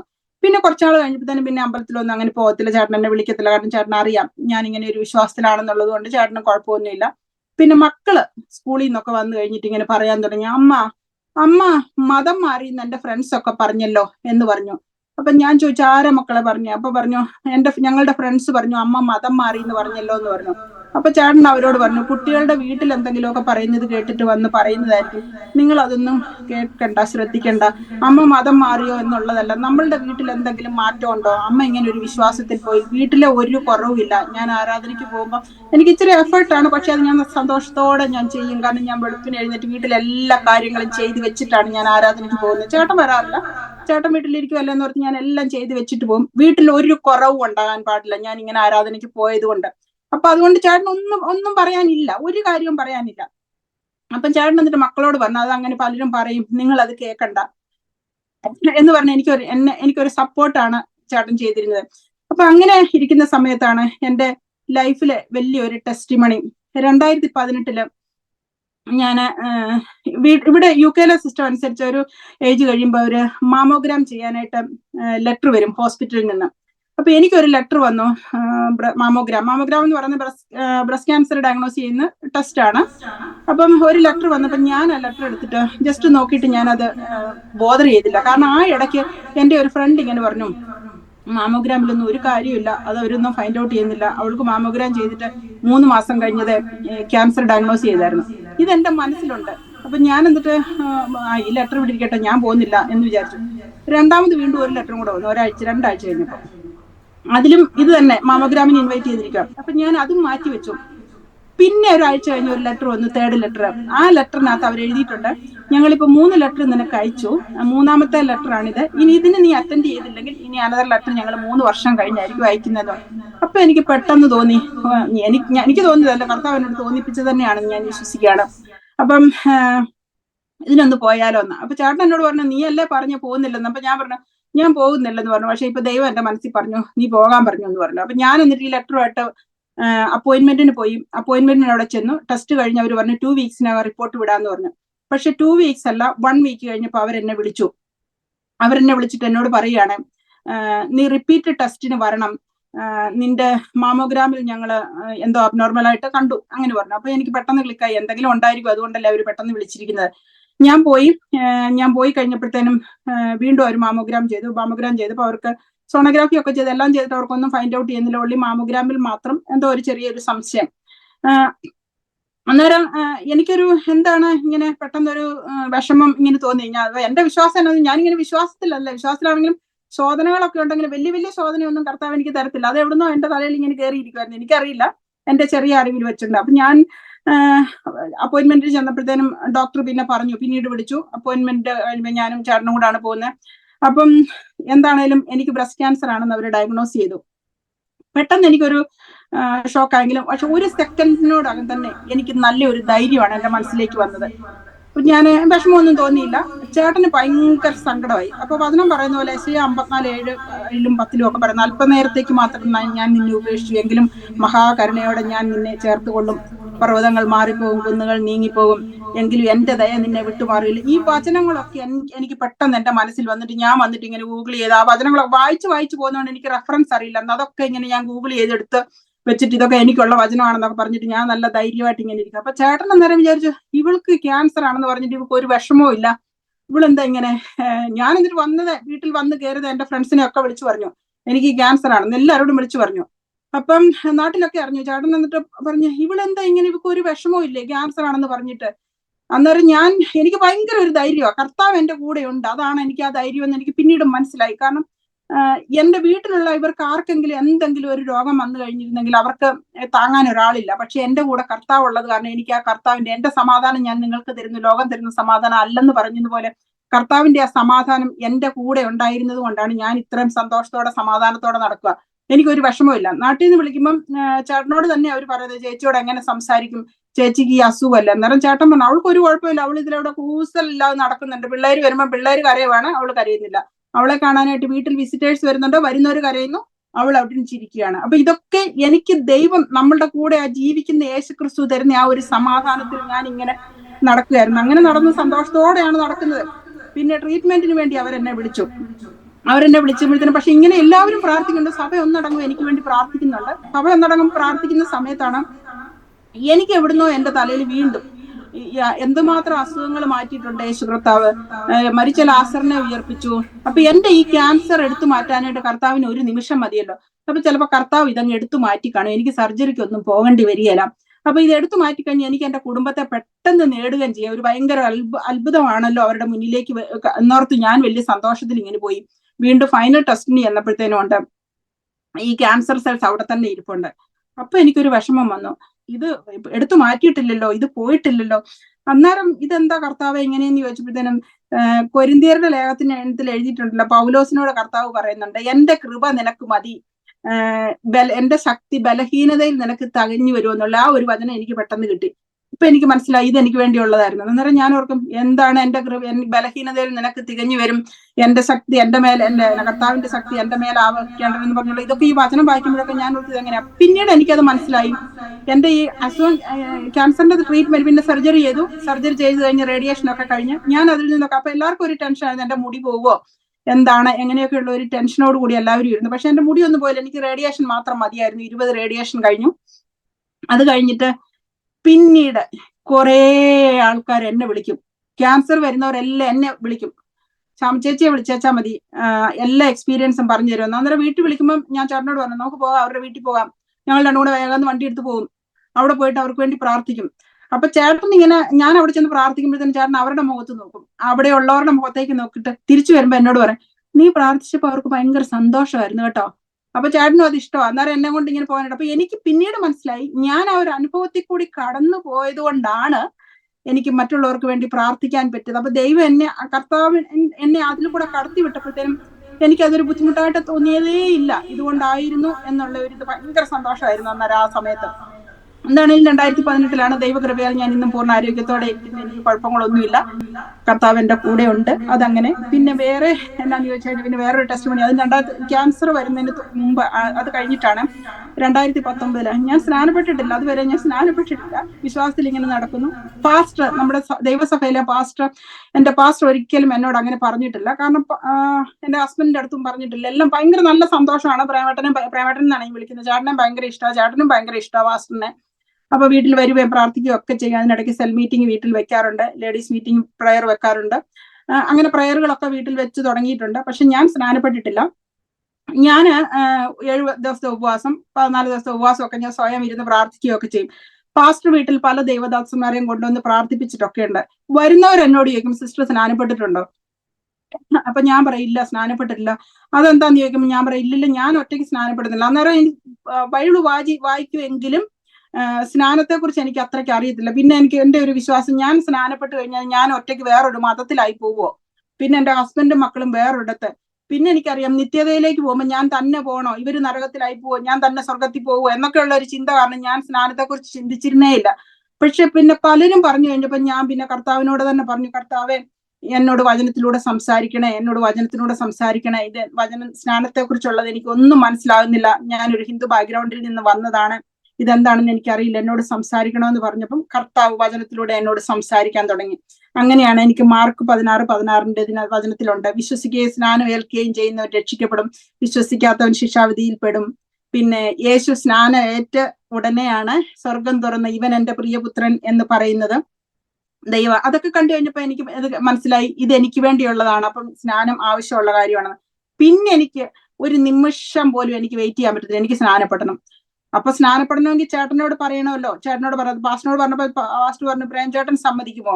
ഞാൻ പറഞ്ഞു പ്രേംചേട്ടൻ സമ്മതിക്കുമോ എന്നൊന്നും എനിക്ക് അറിയത്തില്ല, പക്ഷെ എനിക്ക് സ്നാനപ്പെടണം, ഇനി എനിക്ക് അത് ആവശ്യമുള്ളതാണ്, കർത്താവ് പറഞ്ഞിട്ടുണ്ട്, വചനത്തിലൂടെ പറഞ്ഞു, വചനത്തിലൂടെ എന്നോട് സംസാരിച്ചു, അതുകൊണ്ട് സ്നാനപ്പെടണം എന്ന് പറഞ്ഞു. അപ്പം സഭയിലുള്ളവരൊക്കെ പറഞ്ഞു പ്രേംചേട്ടനോട് ചോദിക്കുക. പ്രേംചേട്ടൻ എന്ന് പറഞ്ഞാൽ ഹിന്ദു സമുദായത്തിൽ ഇരിക്കുന്ന ഒരാളാണ്, അപ്പം ചേട്ടന്റെ ബുദ്ധിമുട്ടുകളൊന്നും വരരുത്, അപ്പം ചേട്ടനോട് ചോദിക്കുന്നത് എങ്ങനെയാ. അന്നേരം ഞാൻ ഒരാഴ്ച ഉപവാസം എടുത്തു, സഭ ഒന്നടങ്കം പ്രാർത്ഥിച്ചിട്ട് ചേട്ടനോട് ചോദിച്ചപ്പം മുഖവര കൂടാതെ ഞാൻ ചേട്ടനോട് ചോദിക്കണം, ഞാൻ ഇങ്ങനെ വിശ്വാസത്തിൽ പ്രാർത്ഥനയിലൊക്കെ പോകുന്നുണ്ട്, ചേട്ടന് വല്ല ബുദ്ധിമുട്ടുണ്ടോ? ചേട്ടൻ പറഞ്ഞു എനിക്ക് എന്താ ബുദ്ധിമുട്ടോ ഒന്നുമില്ല എന്ന്. ഞാനൊരു കാര്യം ചോദിച്ചോട്ടെ എന്ന് ചോദിച്ചു. അത് ചോദിച്ചത് ചേട്ടന് മനസ്സിലായി. ചേട്ടൻ അന്നേരം എന്നോട് ചോദിച്ചു, നിനക്ക് എന്താ അവരുടെ കൂടെ കൂടണോ ഇങ്ങനെ ചോദിച്ചു. അപ്പൊ ഞാൻ പറഞ്ഞു അവരുടെ കൂടെ കൂടുക എന്നുള്ളതല്ല, അത് മതം മാറുകയല്ല, അത് മനം മാറുവാണ്, കർത്താവിനോടൊപ്പം ചേരുക എന്നുള്ള ഒരു ഇതാണ് സ്നാനം എന്ന് പറയുന്നത്, അല്ലാതെ വേറെ ഒന്നുമില്ല, കർത്താവിനെ യേശുക്രിസ്തുവിനെ സ്വീകരിക്കുകയാണെന്ന് പറഞ്ഞു.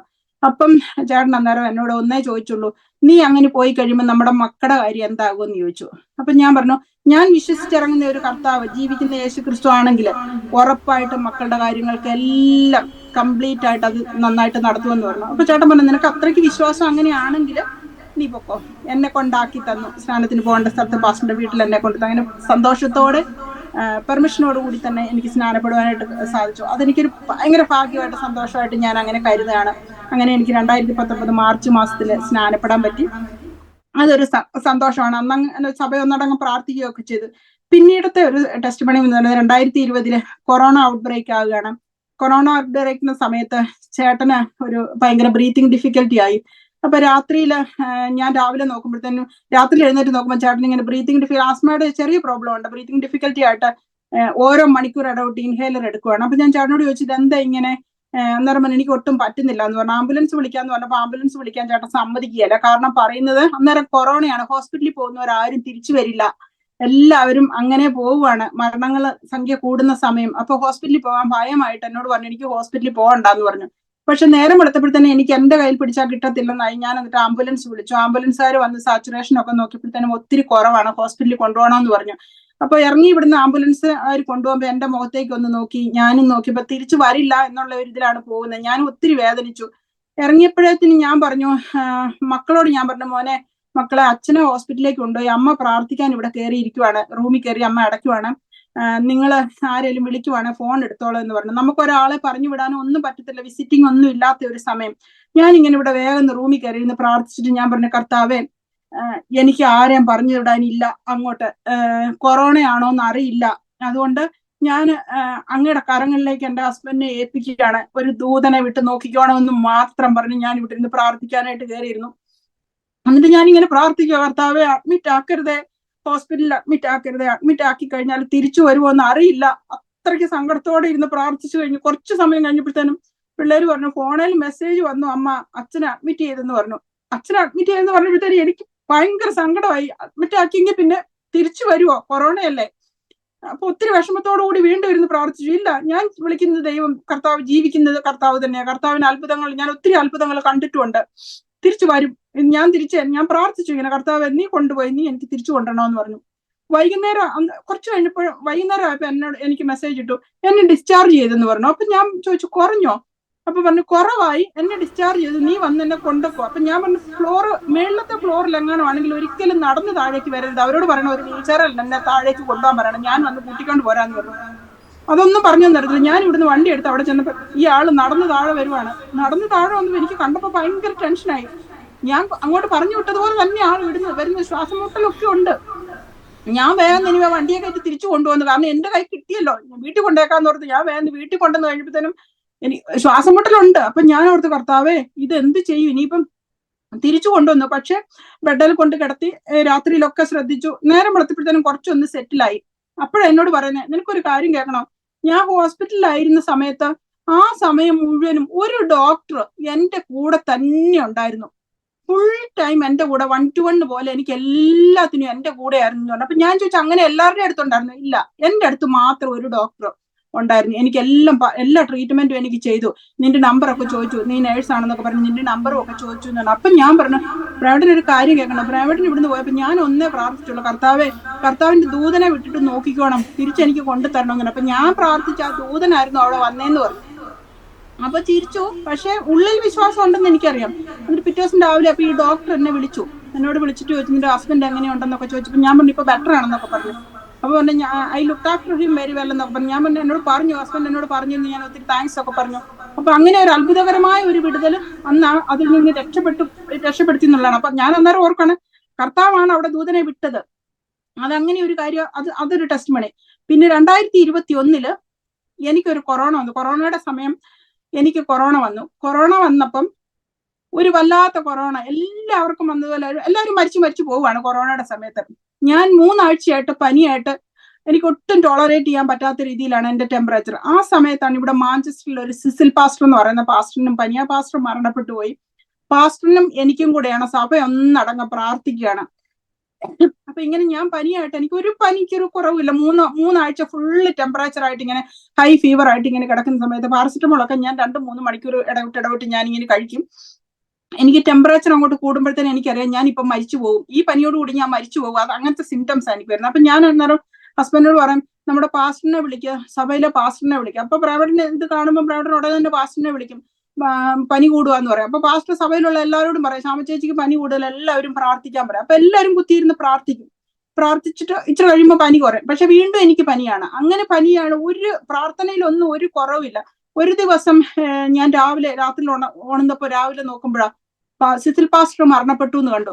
അപ്പോഴത്തേനും എനിക്ക് ഭയങ്കര സങ്കടമായി. കർത്താവേ, പാസ്റ്റർ മരിച്ചു, ഇനി എന്റെ അവസ്ഥ എന്താവും? പ്രാർത്ഥന ഇല്ലാഞ്ഞിട്ടാണ്. അപ്പൊ ഇനി ഞാനാണ് മരിക്കുന്നത്. അങ്ങനെ തന്നെ എനിക്കൊരു തീരുമാനത്തിലെത്തി. എന്നിട്ട് പിറ്റേ ദിവസം എന്റെ ഹസ്ബൻഡും മക്കളും അവര് ബെഡ്റൂമിലേക്ക് പോകുമ്പോൾ എനിക്ക് വെള്ളമൊക്കെ കൊണ്ടുവന്ന് വെച്ചിട്ട് പോകും. അപ്പൊ എന്നെ വിളിക്കണമെന്ന് പറയാം. എന്നിട്ട് അവര് പോകുമ്പോൾ ഞാൻ അവരെ ഇങ്ങനെ കിടക്കുന്നിടത്ത് നിന്ന് നോക്കിയിട്ട് ഞാൻ ഇങ്ങനെ ഓർക്കും, കർത്താവേ, ഇവര് നാളെ വരുമ്പോ ഞാൻ ഇവിടെ മരിച്ചു കിടക്കുമായിരിക്കും, ഇനിയിപ്പോ പാസ്റ്റർ മരിച്ചല്ലോ, അപ്പൊ ഇനി ഞാനായിരിക്കും മരിക്കുന്നത് എന്ന് വിചാരിച്ച് ഞാൻ ഇങ്ങനെ അവിടെ കിടക്കും. എനിക്ക് ഇവരെ ഇനി കാണാൻ പറ്റത്തില്ലോ എന്ന് പറഞ്ഞ് ഞാൻ ആ കിടപ്പിൽ കിടന്ന് അവരെ നോക്കും. അവരെന്നിട്ട് അങ്ങ് കയറിപ്പോവും. അങ്ങനെ ദിവസങ്ങൾ കഴിഞ്ഞപ്പോഴത്തേക്കും എനിക്ക് ഭയങ്കര സങ്കടം. എനിക്ക് ഒട്ടും വയ്യ, മടുത്തു ഞാൻ 3 ആഴ്ച കൊണ്ട്. അപ്പൊ ഒരു ദിവസം ഇങ്ങനെ ഞാൻ പറഞ്ഞു, കർത്താവേ, എനിക്കിനി വയ്യ, എനിക്ക് പ്രാർത്ഥിക്കാൻ പറ്റുന്നില്ല. എനിക്ക് വേണ്ടി അനേകം പേര് പ്രാർത്ഥിക്കുന്നുണ്ട്. പാസ്റ്ററിന് വേണ്ടി പ്രാർത്ഥിച്ചായിരുന്നു, പാസ്റ്റർ മരിച്ചു, എന്നെ മരണത്തിന് പോലും വേണ്ട. അതുകൊണ്ട് നീ ഒരു കാര്യം ചെയ്യ, എനിക്ക് പ്രാർത്ഥിക്കാനും പറ്റുന്നില്ല, എനിക്ക് കൈ ഒന്നും പൊന്തിക്കാൻ പറ്റത്തില്ല. അപ്പൊ ഞാൻ എന്ത് ചെയ്തു, എന്റെ ഈ ഇടത്ത് കൈ കൊണ്ട് എന്റെ വലത്ത് കൈ ഇങ്ങനെ സപ്പോർട്ട് ചെയ്തിട്ട് ഞാൻ ഇങ്ങനെ തോളെ വെച്ചിട്ട് ഞാൻ ഇങ്ങനെ പറഞ്ഞു, ഞാൻ ഒന്നേ ചോദിക്കുന്നുള്ളൂ, എനിക്ക് മരണത്തിന് പോലും എന്നെ വേണ്ട. എന്നാ ഈ രാത്രി വന്ന് എന്നെ ഇങ്ങനെ കൈ എന്റെ ഷോൾഡറിൽ വെച്ചിരിക്കുന്ന പോലെ എന്റെ കർത്താവ് വന്ന് എന്നെ തൊട്ട് സൗഖ്യപ്പെടുത്തണമെന്ന് പറഞ്ഞ അങ്ങനെ ഒരു കാര്യം മാത്രം ഞാൻ പറഞ്ഞിട്ട് കിടന്നു. പിറ്റേ ദിവസം രാവിലെ എഴുന്നേറ്റപ്പോ എനിക്ക് പനി വിട്ടു. എന്റെ പനി അങ്ങനെ കംപ്ലീറ്റ്ലി മാറി. അങ്ങനെ എന്റെ കർത്താവ് വന്ന് എന്റെ തൊട്ട് സൗഖ്യപ്പെടുത്തിയെന്ന് ആണ് ഞാൻ വിശ്വസിക്കുകയാണ്. അങ്ങനെ എന്റെ കൊറോണയിൽ നിന്ന് എന്റെ കർത്താവ് രക്ഷപ്പെടുത്തി. പിന്നീട് എന്റെ ഒരു ഫ്രണ്ട് ഇവിടെ വന്നപ്പോ ഞാൻ അവളോട് പറഞ്ഞേ, പാസ്റ്റർ ഒക്കെ മരിച്ചുപോയി, എന്നെ ദൈവം ഇവിടെ നിർത്തിയിരിക്കുവാന്ന് പറഞ്ഞപ്പോ അവൾ എന്നോട് പറഞ്ഞ, നിന്നെ കൂടി ഇനിയും കുറെ കാര്യങ്ങൾ ചെയ്തു തീർക്കാനുണ്ട്, അതാണ് നിന്നെ ഇങ്ങനെ വെച്ചിരിക്കുന്നത്, നീ ഒത്തിരി പേർക്ക് സാക്ഷിയാകാനുണ്ട്, പ്രത്യേകിച്ച് നീ ഇങ്ങനെ ഒരു ബാക്ക്ഗ്രൗണ്ടിൽ നിന്ന് വന്നതല്ലേ, അതാണ് നിന്നെ ഇങ്ങനെ നിർത്തിയിരിക്കുന്നതെന്ന് പറഞ്ഞപ്പോ ഞാൻ അതങ്ങനെ വിശ്വസിച്ച് ഏറ്റെടുത്തു. കുറച്ച് ദിവസം കഴിഞ്ഞപ്പോഴത്തേനുമാണ് എനിക്കത് മനസ്സിലാകുന്നത്, ശരിയാണല്ലോ കർത്താവെ, ഞാനൊരു ഹിന്ദു ബാക്ക്ഗ്രൗണ്ടിൽ നിന്ന് വന്നതാണ്. അപ്പൊ വന്ന സമയത്ത് ചേട്ടൻ എന്നോട് ഇങ്ങനെ പറഞ്ഞിട്ടുണ്ടായിരുന്നു, നീ പൊക്കോ, ചർച്ചിലൊക്കെ പൊക്കോ, ഒരു കാര്യം മാത്രം പറഞ്ഞു, നീ എന്നെ വിളിച്ചേക്കരുത് കേട്ടോ, നീ ആരെയും വിളിച്ചോണ്ട് ഒന്നും പോയേക്കരുതെന്ന് പറഞ്ഞു. അപ്പൊ ഞാൻ അങ്ങനെ ആ 2 ഡിമാൻഡേ എന്നോട് വെച്ചുള്ളൂ, നീ എന്നെ വിളിക്കരുത്, ആരെയും വിളിച്ചോണ്ട് പോരുത്. അപ്പൊ എനിക്കിങ്ങനെ വിശ്വാസത്തിൽ വന്ന് ഇങ്ങനെയൊക്കെ പോയപ്പോൾ ചർച്ചിലൊക്കെ ഇങ്ങനെ സ്ട്രീറ്റ് ഇവാഞ്ചലിസം ഉണ്ട്, ട്രാക്ട് ഡിസ്ട്രിബ്യൂഷൻ ഉണ്ട്, ഇതൊക്കെ കാണുമ്പോൾ എനിക്ക് ഭയങ്കര വിഷമമാണ്. കർത്താവെ, ഞാൻ അറിഞ്ഞ ഈ കർത്താവിനെ എനിക്ക് ഒരു മനുഷ്യരോടൊന്നും സാക്ഷ്യപ്പെടുത്താൻ പറ്റുന്നില്ലല്ലോ കൊച്ചാന്ന് പറഞ്ഞ് ഞാൻ ഇങ്ങനെ ഉള്ളൊരുങ്ങി ഇങ്ങനെ പ്രാർത്ഥിക്കും. അത് വർഷങ്ങൾക്ക് മുമ്പ്. അങ്ങനെ ഇരുന്നപ്പോഴാണ് ഞാൻ ഈ ആസാദിയിൽ ഞാൻ ആകെ കാണുന്ന ഇത് മാത്രമേ, ഈ ടെസ്റ്റ് മണികൾ മാത്രമേ ഇങ്ങനെ കാണും, എല്ലാം ഇങ്ങനെ കാണും, വേറെ ഒന്നും കാണത്തില്ല. അപ്പൊ ഇങ്ങനെ കണ്ടപ്പോ അന്നേരം ഒരു ദിവസം ഇങ്ങനെ മനസ്സിൽ തോന്നി, ഞാൻ ഇങ്ങനെ ഒരു ടെസ്റ്റ് മണി പറഞ്ഞു കഴിഞ്ഞാൽ അത് ഒരു ആത്മാവിനെയെങ്കിലും നേടാൻ പറ്റുമോ കർത്താവ്? ഇങ്ങനെ വിശ്വാസത്തിൽ വന്നവര്, അതായത് ഏകരായി വിശ്വാസത്തിൽ വന്നവർ കാണും, അവർക്ക് സ്നാനപ്പെടാനായിട്ട് അവർ മടി കാണിക്കുന്നവർ കാണും, അവർക്ക് ചർച്ചിൽ പോകാൻ ബുദ്ധിമുട്ടായിട്ടിരിക്കുന്നവരൊക്കെ കാണും. അവരെന്താണെങ്കിലും രണ്ടും കൽപ്പിച്ച് വിശ്വാസത്തോടു കൂടി ഇറങ്ങി തിരിച്ചു കഴിഞ്ഞാൽ എല്ലാത്തിനും ഒരു വിടുതലാകുമല്ലോ. അങ്ങനെയാണ് ഞാൻ ആസാദിയിലേക്ക് കോണ്ടാക്ട് ചെയ്തത് ആദ്യം, വർഷങ്ങൾക്ക് മുമ്പ്, 3-4 വർഷം മുമ്പ്. എങ്ങനെയെങ്കിലും എനിക്കൊന്ന് പറയണം, അപ്പൊ എവിടെയെങ്കിലും ഒക്കെ എത്തി ഒരാത്മാവിനെയെങ്കിലും എനിക്ക് നേടാൻ പറ്റുമോ കർത്താവെ? അപ്പൊ അങ്ങനെ ആ ഒരു വിശ്വാസത്തിലാണ് ഞാൻ ഇങ്ങനെ ഈ ചാനലിലേക്ക് കോണ്ടാക്ട് ചെയ്തത്. പിന്നീട് എനിക്ക് ലാസ്റ്റ് 2022 ആയപ്പോൾ എനിക്ക് 3 മക്കളാണ് എനിക്കുള്ളത്. ഇപ്പൊ മോളുടെ കല്യാണം കഴിഞ്ഞപ്പോ 4 മക്കളായി. മൂത്ത മോളുടെ വിവാഹത്തിനുള്ള സമയമൊക്കെ ആയായിരുന്നു. അപ്പൊ അന്നേരം എല്ലാവരും ഇങ്ങനെ അവിടെ ഇവിടെയൊക്കെ പറയുന്നുണ്ട്, അമ്മ ഇങ്ങനെ വിശ്വാസത്തിൽ നടക്കുന്നു, അച്ഛൻ ഹിന്ദുവായിട്ട് തന്നെ നിൽക്കുന്നു, മക്കളോ ഒന്നും അല്ലാത്തടത്ത് നിൽക്കുന്നു, എങ്ങനെയാവും ഇവരുടെ അവസ്ഥയെന്നൊക്കെ പറഞ്ഞു. നാട്ടിലും ചെറുതായിട്ടൊക്കെ അവിടെ ഇവിടെയൊക്കെ സംസാര വിഷയങ്ങളൊക്കെ ഉണ്ടായിരുന്നു. പക്ഷെ എനിക്ക് പൂർണ്ണമായ വിശ്വാസമുണ്ട്. ഞാൻ ഇറങ്ങിത്തിരിച്ച് വിളിച്ചു വേർതിരിച്ചവൻ വിശ്വസ്തനാണ്. അപ്പം ഉറപ്പായിട്ടും മക്കളുടെ കാര്യങ്ങൾ നടത്തും എന്നുള്ള പൂർണ്ണ വിശ്വാസമുണ്ട്. അപ്പൊ അങ്ങനെ ഇരുന്നപ്പോ മോൾക്ക് പ്രപ്പോസൽ വന്നു. മോളുടെ ഫാമിലിയെ ഞങ്ങൾ നേരിട്ട് പോയി കണ്ടു കഴിഞ്ഞപ്പോഴത്തേനും ഞാൻ പറഞ്ഞു ഞാൻ ഇങ്ങനെ വിശ്വാസത്തിലാണെന്നൊക്കെ പറഞ്ഞു. അവർക്ക് കുഴപ്പമൊന്നുമില്ല, അവർ ഓസ്ട്രേലിയയാണ്, മലയാളികളാണ്, ഓസ്ട്രേലിയയിൽ സെറ്റിൽഡ് ആണ്. അപ്പൊ അവർ നമുക്ക് മുമ്പേ അവർ നാട്ടിൽ നിന്ന് പോന്നിരിക്കുന്നവരാണ്. കുറച്ചൊരു ചർച്ച് റിലേറ്റഡ് ആയിട്ടുള്ള കുറച്ച് അറ്റാച്ച്മെന്റും ഒക്കെ ഉണ്ട്. ഹിന്ദുസ് തന്നെയാണ്. അപ്പൊ അവിടെ മോനുമായിട്ടായിരുന്നു കല്യാണം. നാട്ടിൽ വെച്ച് കല്യാണം നടന്നു. കല്യാണം 2022 നവംബർ മാസത്തിൽ കല്യാണം നടന്നു. വളരെ ഭംഗിയായിട്ട് തന്നെ, ആൾക്കാർ വിചാരിച്ചതിനെക്കാട്ടി ഭംഗിയായിട്ട് കല്യാണം നടന്നു. അപ്പൊ അന്നേരം ചേട്ടനത് ഒന്നുകൂടെ ഒരു വിശ്വാസമായി. പക്ഷെ കല്യാണത്തിന് പോകുന്ന സമയത്ത് എനിക്കൊരു ഭയങ്കര ഭാരം ഉണ്ടായിരുന്നു. ഞങ്ങൾ 2 ഫാമിലിയും നാട്ടിലേക്ക് വന്നു. സ്വിറ്റ്സർലൻഡിൽ നിന്ന് അവരും വന്നു, ഞങ്ങളും ഇവിടുന്ന് നാട്ടിലെത്തി. കല്യാണത്തിന് പോകുന്നതിന്റെ മുമ്പ് എനിക്ക് ഭയങ്കര ഒരു ടെൻഷനായി. ചേട്ടൻ ഇത്രയും സപ്പോർട്ട് എനിക്ക് ചെയ്തു തരുന്നതാണ്. അപ്പം കല്യാണത്തിന് പോകുമ്പം ഹിന്ദു ആചാരപ്രകാരമുള്ള കല്യാണമാണ് ഉറപ്പായിട്ടും നടക്കുന്നത്. പക്ഷെ ഞാൻ വിശ്വസിച്ച ദൈവം, ഞാൻ പഠിച്ച വചനത്തിൽ അന്യ ആരാധന പാടില്ല, ഫോട്ടോകളോ അങ്ങനെ ഒരു രൂപങ്ങളോ ഉണ്ടാക്കി വെക്കാൻ പാടില്ല, ഇതെല്ലാം അതൊക്കെ തെറ്റാണെന്ന് നമ്മൾ പഠിച്ചു കഴിഞ്ഞിട്ട് എനിക്ക് പിന്നെ ടെൻഷനായി. കർത്താവേ, നാട്ടിൽ പോകുമ്പോൾ മോളുടെ കല്യാണത്തിന്റെ സമയത്ത് ഞാനൊരു രൂപത്തിന്റെ മുന്നേ പോയി നിൽക്കേണ്ടി വരില്ലേ? പക്ഷെ എനിക്ക് ചേട്ടനോട് പറയാൻ പറ്റത്തില്ല, ചേട്ടാ എനിക്കത് പറ്റില്ലെന്ന് പറയാൻ പറ്റത്തില്ല. ഞാൻ എന്റെ കർത്താവിനോട് മാത്രം പറഞ്ഞു, എന്നെ വിളിച്ചു വേർതിരിച്ചവൻ വിശ്വസ്തനല്ലേ? ആണെന്ന് എനിക്കറിയാം. അതുകൊണ്ട് ഞാൻ എന്റെ കർത്താവിന്റെ കരങ്ങളിലേക്ക് അത് ഏൽപ്പിക്കുകയാണ്. ചന്തമായിട്ട് ഉചിതമായിട്ട് നീ എനിക്കത് ചെയ്തു തരണമെന്ന് മാത്രം പറഞ്ഞു നാട്ടിൽ പോയി. നാട്ടിൽ കല്യാണമൊക്കെ ഭംഗിയായിട്ട് നടന്ന് തിരിച്ചു വന്നു. എനിക്ക് മനസ്സിലായി എന്തൊക്കെയോ അവിടെ പൂജ അങ്ങനെയുള്ള കാര്യങ്ങളൊന്നും ഇല്ലായിരുന്നു. പൂജാരി വന്നു, ജസ്റ്റ് കല്യാണം നടത്തി, ഒന്നും അവിടെ കണ്ടുമില്ല. പക്ഷെ ഇവിടെ വന്നു കഴിഞ്ഞപ്പം നമ്മുടെ പാസ്റ്റർ കല്യാണത്തിന്റെ വീഡിയോ ക്ലിപ്പ് കണ്ടപ്പോ ഇവിടുത്തെ പാസ്റ്റർ പ്രേംചേട്ടനോട് വിളിച്ച് ചോദിച്ചു, ചേട്ടാ ഇതൊരു പ്രത്യേകതരം കല്യാണമായിരുന്നല്ലോ, നിങ്ങൾക്ക് പൂജയും കാര്യങ്ങളും ഒന്നും ഇല്ലായിരുന്നു, ഒന്നും കൊണ്ട് വെച്ചിട്ട് ഒന്നും ഇല്ലായിരുന്നല്ലോ എന്ന് പറഞ്ഞപ്പോ ചേട്ടൻ പറഞ്ഞു, എന്നോട് പൂജാരി തലേദിവസം വിളിച്ച് ചോദിച്ചായിരുന്നു എന്ത് പൂജയാണ്, ഏത് രീതിയിൽ പൂജ വേണം, എത്ര സമയത്തെ പൂജ വേണം, ഏത് ഫോട്ടോ കൊണ്ടുവെക്കണം. കാരണം നമുക്ക് ഒത്തിരി ഫോട്ടോസ് ഉണ്ടല്ലോ കൊണ്ടുവെക്കാന്, ഏത് ഫോട്ടോ. അപ്പൊ ചേട്ടൻ പറഞ്ഞു ഒരു ഫോട്ടോയും കൊണ്ടുവെക്കണ്ട, ഒരു പൂജയും വേണ്ട, ജസ്റ്റ് ഒരു കല്യാണം മാത്രം വന്ന് നടത്തി തന്നാൽ മതി എന്ന് പറഞ്ഞു. അപ്പൊ എത്ര വലിയവനായ കർത്താവ്, നിന്റെ മനസ്സിലെ ആഗ്രഹങ്ങളെ അത് അതുപോലെ നടത്തി തരുന്ന കർത്താവല്ലേ. അപ്പൊ ഒരു കുറവും വരാതെ ശാന്തമായിട്ടും ഉചിതമായിട്ടും ആ കല്യാണം നടന്ന് ഞങ്ങള് തിരിച്ചെത്തുകയാണ് ചെയ്തത്. അപ്പൊ അതൊരു ഭയങ്കര ടെസ്റ്റിമണിയായിട്ട് എനിക്ക് തോന്നി. അന്നേരം ഞാനിങ്ങനെ ഓർത്തു, ഇതിങ്ങനെ പറയണം, എനിക്ക് ആൾക്കാരോട് പറയണം. കാരണം ഈ ലോകത്തിന്റെ പല സ്ഥലങ്ങളിൽ പല ആൾക്കാരും കാണും, അവരിങ്ങനെ ഹിന്ദു വിശ്വാസത്തിൽ നിന്ന് അവർക്കൊന്ന് ഇറങ്ങിത്തിരിക്കാൻ ബുദ്ധിമുട്ടായിരിക്കും. എന്താവും അവരുടെ മക്കളുടെ ഭാവി, ഇതിങ്ങനെ ഇറങ്ങിത്തിരിച്ചാൽ എന്താവും. പക്ഷെ നമ്മൾ ആ വിശ്വാസത്തോടു കൂടി നമ്മൾ ഇറങ്ങി തിരിച്ചു കഴിഞ്ഞാൽ ഉറപ്പായിട്ടും അതിന് ഒരു ബുദ്ധിമുട്ടും നമുക്ക് ഉണ്ടാകുകയില്ല എന്നുള്ളതാണ് ഞാൻ എനിക്കിന്ന് കൺക്ലൂഡ് ചെയ്യാൻ. ഓൾമോസ്റ്റ് ഞാൻ പറഞ്ഞു എന്റെ ടെസ്റ്റ് മണി. പക്ഷെ ഇനി അതിനകത്ത് കുഞ്ഞു ഒത്തിരി കാര്യങ്ങളുണ്ട്, അത് ഞാൻ കൂട്ടിയില്ല, സമയമായോ എന്ന് എനിക്കറിയില്ല. എന്താണേലും അപ്പൊ ഞാൻ എന്നിട്ട് പലരോടും എന്റെ ഫ്രണ്ട്സിനുണ്ട്, എനിക്ക് ബൈബിൾ വായിക്കുന്ന ഭയങ്കര, ബൈബിൾ വായിക്കാൻ തുടങ്ങിക്കഴിഞ്ഞാൽ ഞാൻ ഇരുന്നിങ്ങനെ വായിക്കും. ചിലപ്പോൾ 2 മണിക്കൂർ 3 മണിക്കൂർ 4 മണിക്കൂറൊക്കെ ഇങ്ങനെ വായിച്ചു ഞാൻ ഓരോ വർഷത്തിലും 3 പ്രാവശ്യം വീതം ബൈബിൾ വായിക്കും. ഫുള്ള് വായിക്കും, ആദ്യം മുതൽ അവസാനം വരെ വായിച്ചപ്പോൾ ആൾക്കാർ എന്നോട് ചോദിക്കും നീ എങ്ങനെ വായിക്കും. ഞാൻ പറയും ഇത് എന്റെ പഠിപ്പനുസരിച്ച് നമുക്ക് ഏതൊരു ഇലക്ട്രോണിക്സ് നമ്മൾ മേടിച്ചു കഴിഞ്ഞാൽ അതിനൊരു മാനുവലുണ്ട്. പക്ഷെ ഹ്യൂമന്റെ മാനുവലാണ് ബൈബിൾ എന്ന് എനിക്ക് തന്നെ ഞാൻ പറയുന്നത്. അപ്പൊ നമ്മൾ എന്ത് വേണേലും ബൈബിളിനകത്തുണ്ട്. അപ്പൊ നമ്മൾ ബൈബിൾ വായിച്ചു കഴിഞ്ഞാൽ നമുക്ക് ശരിക്കും എല്ലാം മനസ്സിലാക്കി തരും. അതുകൊണ്ട് വചനത്തിലൂടെയാണ് ഞാൻ ജീവിക്കുന്ന ദൈവത്തെ കണ്ടെത്തിയത്. അപ്പൊ ഞാൻ എന്റെ വ്യൂവേഴ്സിനോട് ഞാൻ ഇങ്ങനെ പറയും, ഇത് പിന്നീട് കേട്ട് കഴിഞ്ഞാൽ എനിക്ക് പറയാനുള്ളത് അങ്ങനെ, നമുക്കൊന്ന് എനിക്ക് പറയാനുള്ളൂ, നമ്മളിവിടെ എന്ത് നേടിയാലും അത് ഇവിടെ ഇട്ടിട്ട് പോകത്തേ ഉള്ളൂ. നിത്യതയിലേക്ക് പോകാനായിട്ട് നമുക്ക് ഒരു വഴി മാത്രമേ ഉള്ളൂ, അത് ജീവിക്കുന്ന യേശുക്രിസ്തു മാത്രമേ ഉള്ളൂ. അപ്പൊ ആ ജീവിക്കുന്ന യേശുക്രിസ്തുവിനെ ഞാൻ ഇങ്ങനെ അന്വേഷിച്ചിറങ്ങി കണ്ടുപിടിച്ചെന്ന് പറഞ്ഞതുപോലെ, അപ്പം ഇതുപോലെയുള്ള അനേകം പേര് കാണാം. അപ്പൊ അവരോട് എന്നുള്ള രീതിയിൽ ഞാനൊരു അഡ്വൈസ് ആണ്, നിങ്ങൾക്ക് ഒന്ന് ശ്രമിക്കാം, ഒന്ന് അന്വേഷിക്കാം. അപ്പൊ ഉറപ്പായിട്ടും നിങ്ങൾ കണ്ടെത്തും, എന്നുള്ളതാണ് എനിക്ക് പറയാനുള്ളത്. അപ്പം ഞാൻ ഒത്തിരി ആഗ്രഹിച്ചായിരുന്നു ഇങ്ങനെ എനിക്കൊന്ന് ഒന്ന് ടെസ്റ്റ് മണി പറയണമെന്ന്. അപ്പം പാസ്റ്ററിനോടും സിസ്റ്ററിനോടും എത്ര നന്ദി പറഞ്ഞാലും എനിക്ക് മതിയാവില്ല. അത് ജീവിക്കുന്ന യേശു ക്രിസ്തുവിലൂടെ നിങ്ങൾ ചെയ്യുന്ന ഈ ഒരു കാര്യം എന്ന് പറയുന്ന ഒരു ഭയങ്കര ടെസ്റ്റ് കാര്യങ്ങൾ തന്നെയാണ് ചെയ്യുന്നത്. അനേകം പേർക്ക് ഇതൊരു അനുഗ്രഹമാണ്. എനിക്ക് ഒരുപാട് അനുഗ്രഹമായിട്ടുണ്ട്. ഒരുപാട് ടെസ്റ്റ് മണികൾ കേൾക്കുമ്പോഴും അതിനകത്തൊക്കെ എനിക്ക് ഒത്തിരി കാര്യങ്ങൾ അതിൽ നിന്ന് ഒരു ധൈര്യം, ഓരോ ഉറപ്പും, ഓരോ കാര്യങ്ങൾ. ഇപ്പം പലരും ചോദിക്കും ബാക്കിയുള്ള എല്ലാ കാര്യങ്ങളും സെറ്റിലായോ? അങ്ങനെയല്ല, പക്ഷെ എല്ലാം കൂട്ടി വരുത്തും കർത്താവ്. അത് മാത്രമേ ഉള്ളൂ എനിക്ക് പറയാം. ഈ ടെസ്റ്റ് മണി തന്നെ ഞാൻ ഇന്ന് ഇവിടെ നിൽക്കുന്നത് തന്നെ എനിക്കതൊരു വലിയൊരു ഭാഗ്യമായിട്ട്, ഒരു അനുഗ്രഹമായിട്ട് എനിക്ക് തോന്നുന്നുണ്ട്. കർത്താവിന് എത്ര നന്ദി പറഞ്ഞാലും മതിയാവത്തില്ല. കർത്താവ് ഇത്രത്തോളം സഹായിച്ചുവല്ലോ, വഴി നടത്തിയല്ലോ, കർത്താവ് കൂടിയിരുന്നല്ലോ, അതൊക്കെ ഓർത്ത് ദൈവത്തിന് സ്തോത്രം ചെയ്യുകയാണ്. പ്രത്യേകിച്ചും വിശ്വാസത്തിന് വേണ്ടി ചുവടുകൾ വെക്കുകയാണെങ്കിൽ ബാക്കി കർത്താവ് കരം പിടിച്ച് നടത്തിക്കോളും. നമ്മൾ വറിയിടാകേണ്ട ഒരു കാര്യവുമില്ല. നാളെ എന്താകും എന്നൊന്നും നമ്മൾ വിചാരപ്പെടേണ്ട. കാരണം നമ്മൾ ഒരു മനുഷ്യനെ നോക്കിയല്ല ഇറങ്ങിയത്, അല്ലേ? നമ്മൾ കർത്താവിനെ നോക്കി ഇറങ്ങിയത്. ഭാവി നശിക്കാനൊന്നും കർത്താവ് സമ്മതിക്കത്തില്ല. ഈ ദിവസങ്ങളിലൊക്കെ അങ്ങനെയുള്ള ചിന്തകളൊക്കെ മനുഷ്യൻ്റെ മനസ്സിൽ വരുത്തുന്ന ആ അഭിപ്രായങ്ങൾ ഒക്കെ നമ്മൾ പലയിടത്തും കേൾക്കാറുണ്ട്. വിശ്വാസത്തിൽ വന്നാൽ പിന്നെ വിവാഹം നടക്കുമോ, അല്ലെങ്കിൽ എങ്ങനെയാണ് ഭാവി, ഇങ്ങനെയുള്ള ഒത്തിരി ചോദ്യങ്ങൾ ആളുകളൊക്കെ ചോദിക്കാറുണ്ട്. എന്നാൽ കഴിഞ്ഞ ദിവസങ്ങളിലൊക്കെ നമുക്ക് ടെസ്റ്റിമോണിക്ക് വരുന്ന ഓരോ ദൈവമക്കളും അവരുടെ ജീവിതത്തിൽ നിന്ന് പറയുന്നത് ഭാവി കരുതുന്നത് കർത്താവാണ്, മനുഷ്യനല്ല. നമ്മൾ ചേരുന്ന സഭയോ പ്രസ്ഥാനമോ പാസ്റ്ററോ ഒന്നുമല്ല നമ്മുടെ ഭാവി കരുതുന്നത്. നമ്മൾ നമ്മുടെ അപ്പനെ കണ്ടിട്ടാണ് ഇറങ്ങിയത്. അപ്പൻ ഏറ്റവും അനുഗ്രഹിക്കപ്പെട്ട നന്മകളും ഭാവിയും ഒക്കെ നമുക്കും നമ്മുടെ തലമുറയ്ക്കും ഒക്കെ തരും. ഒരാൾ വിശ്വാസത്തിൽ ഇറങ്ങുമ്പോൾ തന്നെ ആ വ്യക്തി അടുത്ത ചുവടുകൾ എങ്ങനെ വെക്കണം, അയാളുടെ ഭാവി എങ്ങനെ ക്രമീകരിക്കപ്പെടണം, ഇതൊക്കെ സ്വർഗത്തിലെ ദൈവത്തിൻ്റെ കരുതലിൻ്റെ ഭാഗമാണ്. ദൈവം നിശ്ചയമായിട്ട് ചെയ്യും. സിസ്റ്റർ സാക്ഷി ഒരു പ്രാവശ്യം കൂടെ അത് തെളിയിക്കുകയാണ്. കർത്താവ് സഹായിക്കട്ടെ.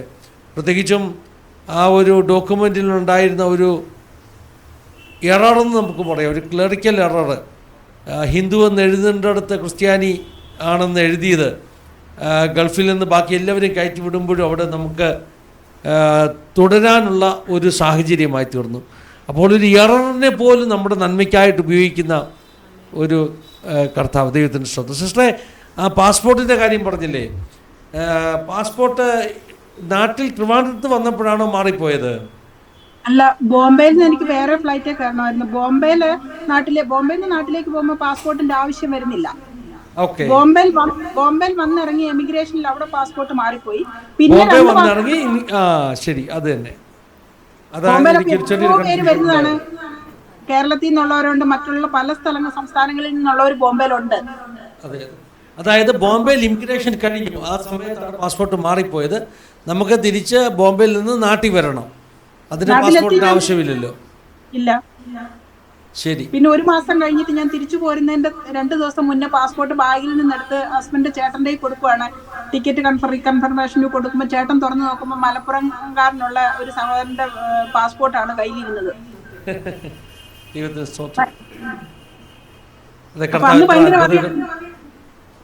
എന്റെ പാസ്പോർട്ട് തന്നെ ആ ആളുടെ അടുത്ത് കാണണമെന്നില്ലല്ലോ. അതെ.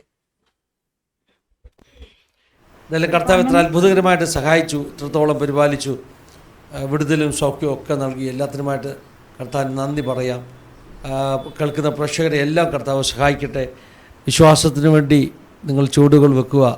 കർത്താവ് കൂടിയിരിക്കും, അത്ഭുതങ്ങൾ നടക്കും. ജീവനുള്ള ദൈവം യേശു ജീവിക്കുന്നത് കൊണ്ട് മാത്രമാണ് നമ്മെ അവിടുന്ന് പരിപാലിക്കുന്നത്. നാം അല്ലാതെ എന്തെങ്കിലും അന്ധവിശ്വാസത്തെ പിൻപറ്റുകയാണെങ്കിൽ നമ്മൾ പരാജയപ്പെടും. നമ്മൾ വെറുതെ യേശു ജീവനുള്ളവനാണെന്ന് ഒരു വിശ്വാസം കൊണ്ട് അങ്ങ് എടുത്തിയാടുകയാണെങ്കിൽ നമ്മൾ പരാജയപ്പെടും. പക്ഷെ അങ്ങനെ പരാജയപ്പെടാത്തതിന് കാരണം ഇന്ന് വരെ ആരും യേശുവിനെ പിൻപറ്റിയവർ, യേശുവിനെ സത്യസന്ധമായി ആരാധിച്ചവർ പരാജയപ്പെടാത്തതിന് കാരണം മരണത്തെ ജയിച്ചെഴുന്നേറ്റ യേശു ഇന്നും ജീവിക്കുന്നു എന്നുള്ളതാണ്. നിങ്ങളും ചുവടുകൾ വെച്ചാൽ നിങ്ങൾ ഓരോരുത്തരും അത് അനുഭവിപ്പാനിടയായിത്തീരും. കർത്താവിന് നമുക്ക് നന്ദി പറയാം. ചുരുക്കമായിട്ട് നമ്മുടെ പ്രേക്ഷകർക്ക് വേണ്ടി നമുക്കൊന്ന് പ്രാർത്ഥിക്കാം. സിസ്റ്റർ എന്നെ ചുരുക്കവാചകങ്ങളിൽ പ്രാർത്ഥിച്ചാട്ടെ. ഹല്ലേലൂയ, സ്തോത്രം. നന്ദിയോടെ സ്തുതിക്കുന്ന കർത്താവെ, വീണ്ടും ഒരിക്കൽ കൂടി അങ്ങയുടെ പാദപീഠത്തിൽ ഞങ്ങൾക്ക് മുട്ടുകുത്തുവാനായിട്ട് കിട്ടിയ ഈ അവസരത്തിനായിട്ട് നന്ദി കരയറ്റുന്നപ്പാ. 2 3 പേർ അങ്ങയുടെ നാമത്തിൽ ഒന്നിച്ചു കൂടിയാൽ അവിടെ അങ്ങുണ്ടെന്ന് വാഗ്ദത്തം ചെയ്ത കർത്താവെ, അങ്ങ് ഞങ്ങളുടെ മധ്യേ ഇറങ്ങി വന്നിരിക്കുന്നതിനായിട്ട് നന്ദിയോടെ സ്തുതിക്കുന്ന സ്തോത്രം ചെയ്യുന്ന കർത്താവെ. ഹല്ലേലൂയ, സ്തോത്രം, സ്തുതിക്കുന്ന കർത്താവെ. പ്രിയ പാസ്റ്ററിനെയും സിസ്റ്ററിനെയും കുടുംബത്തെയും സമൃദ്ധിയായി അനുഗ്രഹിക്കണമേ കർത്താവെ. അവർ ചെയ്യുന്ന ഈ വേലകളെ അങ്ങ് മാനിക്കുന്നതിനായിട്ട് നന്ദിയോടെ സ്തുതിക്കുന്ന സ്തോത്രം ചെയ്യുന്ന കർത്താവെ. അനേകം പേരുടെ സാക്ഷ്യം കർത്താവെ ഈ ചാനലിലൂടെ വന്നു പോകുന്ന കർത്താവെ, അത് അനേകം പേർക്കൊരു സഹായവും അനുഗ്രഹമായി തീരുന്നതിനായിട്ട് നന്ദിയോടെ സ്തുതിക്കുന്ന സ്തോത്രം ചെയ്യുന്ന കർത്താവെ. അടിയനും ഈ ചാനലിൽ വന്ന് ഈ സാക്ഷ്യം എളിയ സാക്ഷ്യം പറയുവാനായിട്ട് അങ്ങ് സഹായിച്ചതിനായിട്ട് നന്ദിയോടെ സ്തുതിക്കുന്ന സ്തോത്രം ചെയ്യുന്ന കർത്താവെ. ഹല്ലേലൂയ, സ്തോത്രം, സ്തുതിക്കുന്ന കർത്താവെ. ഇതിന് ടെലികാസ്റ്റ് ചെയ്ത് ഇനി അനേകം പേര് ഇത് കേൾക്കാനായിട്ട് കർത്താവെ ഒരാത്മാവിനെ എങ്കിലും അങ്ങ് കൂട്ടി വരുത്തണമേ കർത്താവെ. ഹല്ലേലൂയ, സ്തോത്രം കർത്താവെ. മാനസികമായി വിഷമിക്കുന്ന അനേകം പേരുണ്ട് കർത്താവെ. അവർക്കെല്ലാം അങ്ങയുടെ സമാധാനം കർത്താവെ. എന്റെ സമാധാനം ഞാൻ നിങ്ങൾക്ക് തരുന്നു, ലോകം തരുന്ന സമാധാനം അല്ല എന്ന് അവിടുത്തെ വചനത്തിലുണ്ടല്ലോ കർത്താവെ. ലോകാവസാനത്തോളം ഞാൻ നിന്നോട് കൂടെ ഇരുന്നോളാം എന്ന് അവിടുത്തെ വചനത്തിലുണ്ടല്ലോ കർത്താവെ. അവിടുത്തെ ദൈവിക സമാധാനത്താൽ അവരെ നിറയ്ക്കണമേ കർത്താവെ. ആരെങ്കിലും ശാരീരികമായിട്ടുള്ള രോഗത്താൽ കഷ്ടപ്പെടുന്നുണ്ടെങ്കിൽ കർത്താവെ അവരെ അവിടുത്തെ വചനം അയച്ച് സൗഖ്യം കൊടുക്കണമേ കർത്താവെ. എന്റെ വചനം കർത്താവെ, സാക്ഷാൽ നിന്റെ രോഗങ്ങളെ ഞാൻ വഹിച്ചു, വേദനകളെ ഞാൻ ചുമന്നു എന്ന് അവിടുത്തെ വചനത്തിൽ ഉണ്ടല്ലോ കർത്താവെ. ആ വചനം അയച്ച് എല്ലാവർക്കും സൗഖ്യം കൊടുക്കണമേ കർത്താവെ. കുഞ്ഞുങ്ങളെ എല്ലാം സമർപ്പിച്ച് പ്രാർത്ഥിക്കുന്ന കർത്താവെ. പിഞ്ചു കുഞ്ഞുങ്ങൾ മുതൽ വിവാഹം കഴിഞ്ഞ കുഞ്ഞുങ്ങൾ വരെ ഉണ്ട് കർത്താവെ. അവരെല്ലാം അങ്ങയുടെ കരങ്ങളിലേക്ക് ഏൽപ്പിച്ച് പ്രാർത്ഥിക്കുന്ന കർത്താവെ. എല്ലാ കുഞ്ഞുങ്ങളും കർത്താവെ ശാലോമോനെ പോലെ ജ്ഞാനമുള്ളവരും സാമുവേലിനെ പോലെ ദൈവശബ്ദം കേൾക്കുന്നവരും ജോസഫിനെ പോലെ നീതിമാന്മാരും ദാനിയലിനെ പോലെ പ്രാർത്ഥിക്കുന്നവരുമായി തീരണമേ കർത്താവെ. ഇന്നത്തെ ഈ തലമുറയിൽ കർത്താവെ കുഞ്ഞുങ്ങൾ കർത്താവെ അങ്ങോട്ട് തിരിഞ്ഞാൽ ഇടത്തോട്ട് തിരിഞ്ഞാലോ വലത്തോട്ട് തിരിഞ്ഞാലോ അത് വഴി ഇതാകുന്നു എന്നുള്ള അവിടുത്തെ ശബ്ദം മാത്രം കേട്ട് കർത്താവെ അവർ മുന്നോട്ട് പോകണമേ കർത്താവെ. അനുഗ്രഹിക്കപ്പെട്ട രീതിയിൽ കുഞ്ഞുങ്ങളെ വളർത്തിക്കൊണ്ട് വരാനായിട്ട് മാതാപിതാക്കളായ എല്ലാവരെയും അങ്ങ് സഹായിക്കണമേ കർത്താവെ. ഞങ്ങളിലെ കുറവുകളൊന്നും അങ്ങ് കണക്കിടല്ലേ കർത്താവെ. മാനുഷികമായ ബലഹീനതകളാൽ ഞങ്ങൾ പലപ്പോഴും തെറ്റുകാരെന്ന് ഞങ്ങൾ സമ്മതിക്കുന്നപ്പ. ഞങ്ങളുടെ നോട്ടത്തിലും ഞങ്ങളുടെ വാക്കിലും ഞങ്ങളുടെ പ്രവൃത്തിയിലും ഞങ്ങളുടെ ചിന്തകളിലൊക്കെ ഞങ്ങൾ അറിഞ്ഞും അറിയാതെയും തെറ്റുകൾ ചെയ്യാറുണ്ടെന്ന് ഞങ്ങൾ സമ്മതിക്കുന്നു കർത്താവെ. അവയ്ക്കൊന്നും കണക്കിടാതെ അങ്ങ് ഞങ്ങളെ വീണ്ടെടുത്ത വൻകൃപയ്ക്കായിട്ട് നന്ദി കരയേറ്റുന്ന കർത്താവെ. പലപ്പോഴും ഞങ്ങൾ പ്രാർത്ഥിക്കാൻ മടി കാണിക്കാറുണ്ട് കർത്താവെ. അവിടുന്ന് എല്ലാം ഞങ്ങളെ അങ്ങ് സഹായിക്കുന്നതിനായിട്ട് നന്ദി കർത്താവെ. ഞങ്ങളുടെ കുറവുകളൊന്നും കണക്കിടാതെ അങ്ങ് ഞങ്ങളെ സ്നേഹിച്ച് പരിപാലിച്ചു കൊണ്ട് നടക്കുന്ന വൻകൃപയ്ക്കായിട്ട് നന്ദി കർത്താവെ.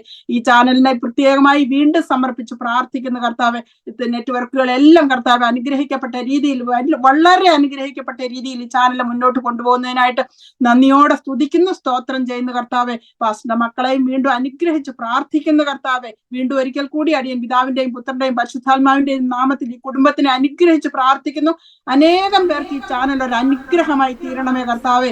അടിയനെ പോലെ ഏകരായി വിശ്വാസത്തിൽ വന്നവരെ, അന്യാരാധനയിൽ നിന്ന് വന്നവരെ, അവരെ എല്ലാം അങ്ങനെയുള്ളവരെ എല്ലാം അങ്ങയുടെ കരങ്ങളിലേക്ക് ഏൽപ്പിച്ച് പ്രാർത്ഥിക്കുന്ന കർത്താവെ. ജീവിക്കുന്ന കർത്താവിനെ കണ്ടുമുട്ടുവാനായിട്ട് അങ്ങ് സഹായിക്കണമേ കർത്താവെ.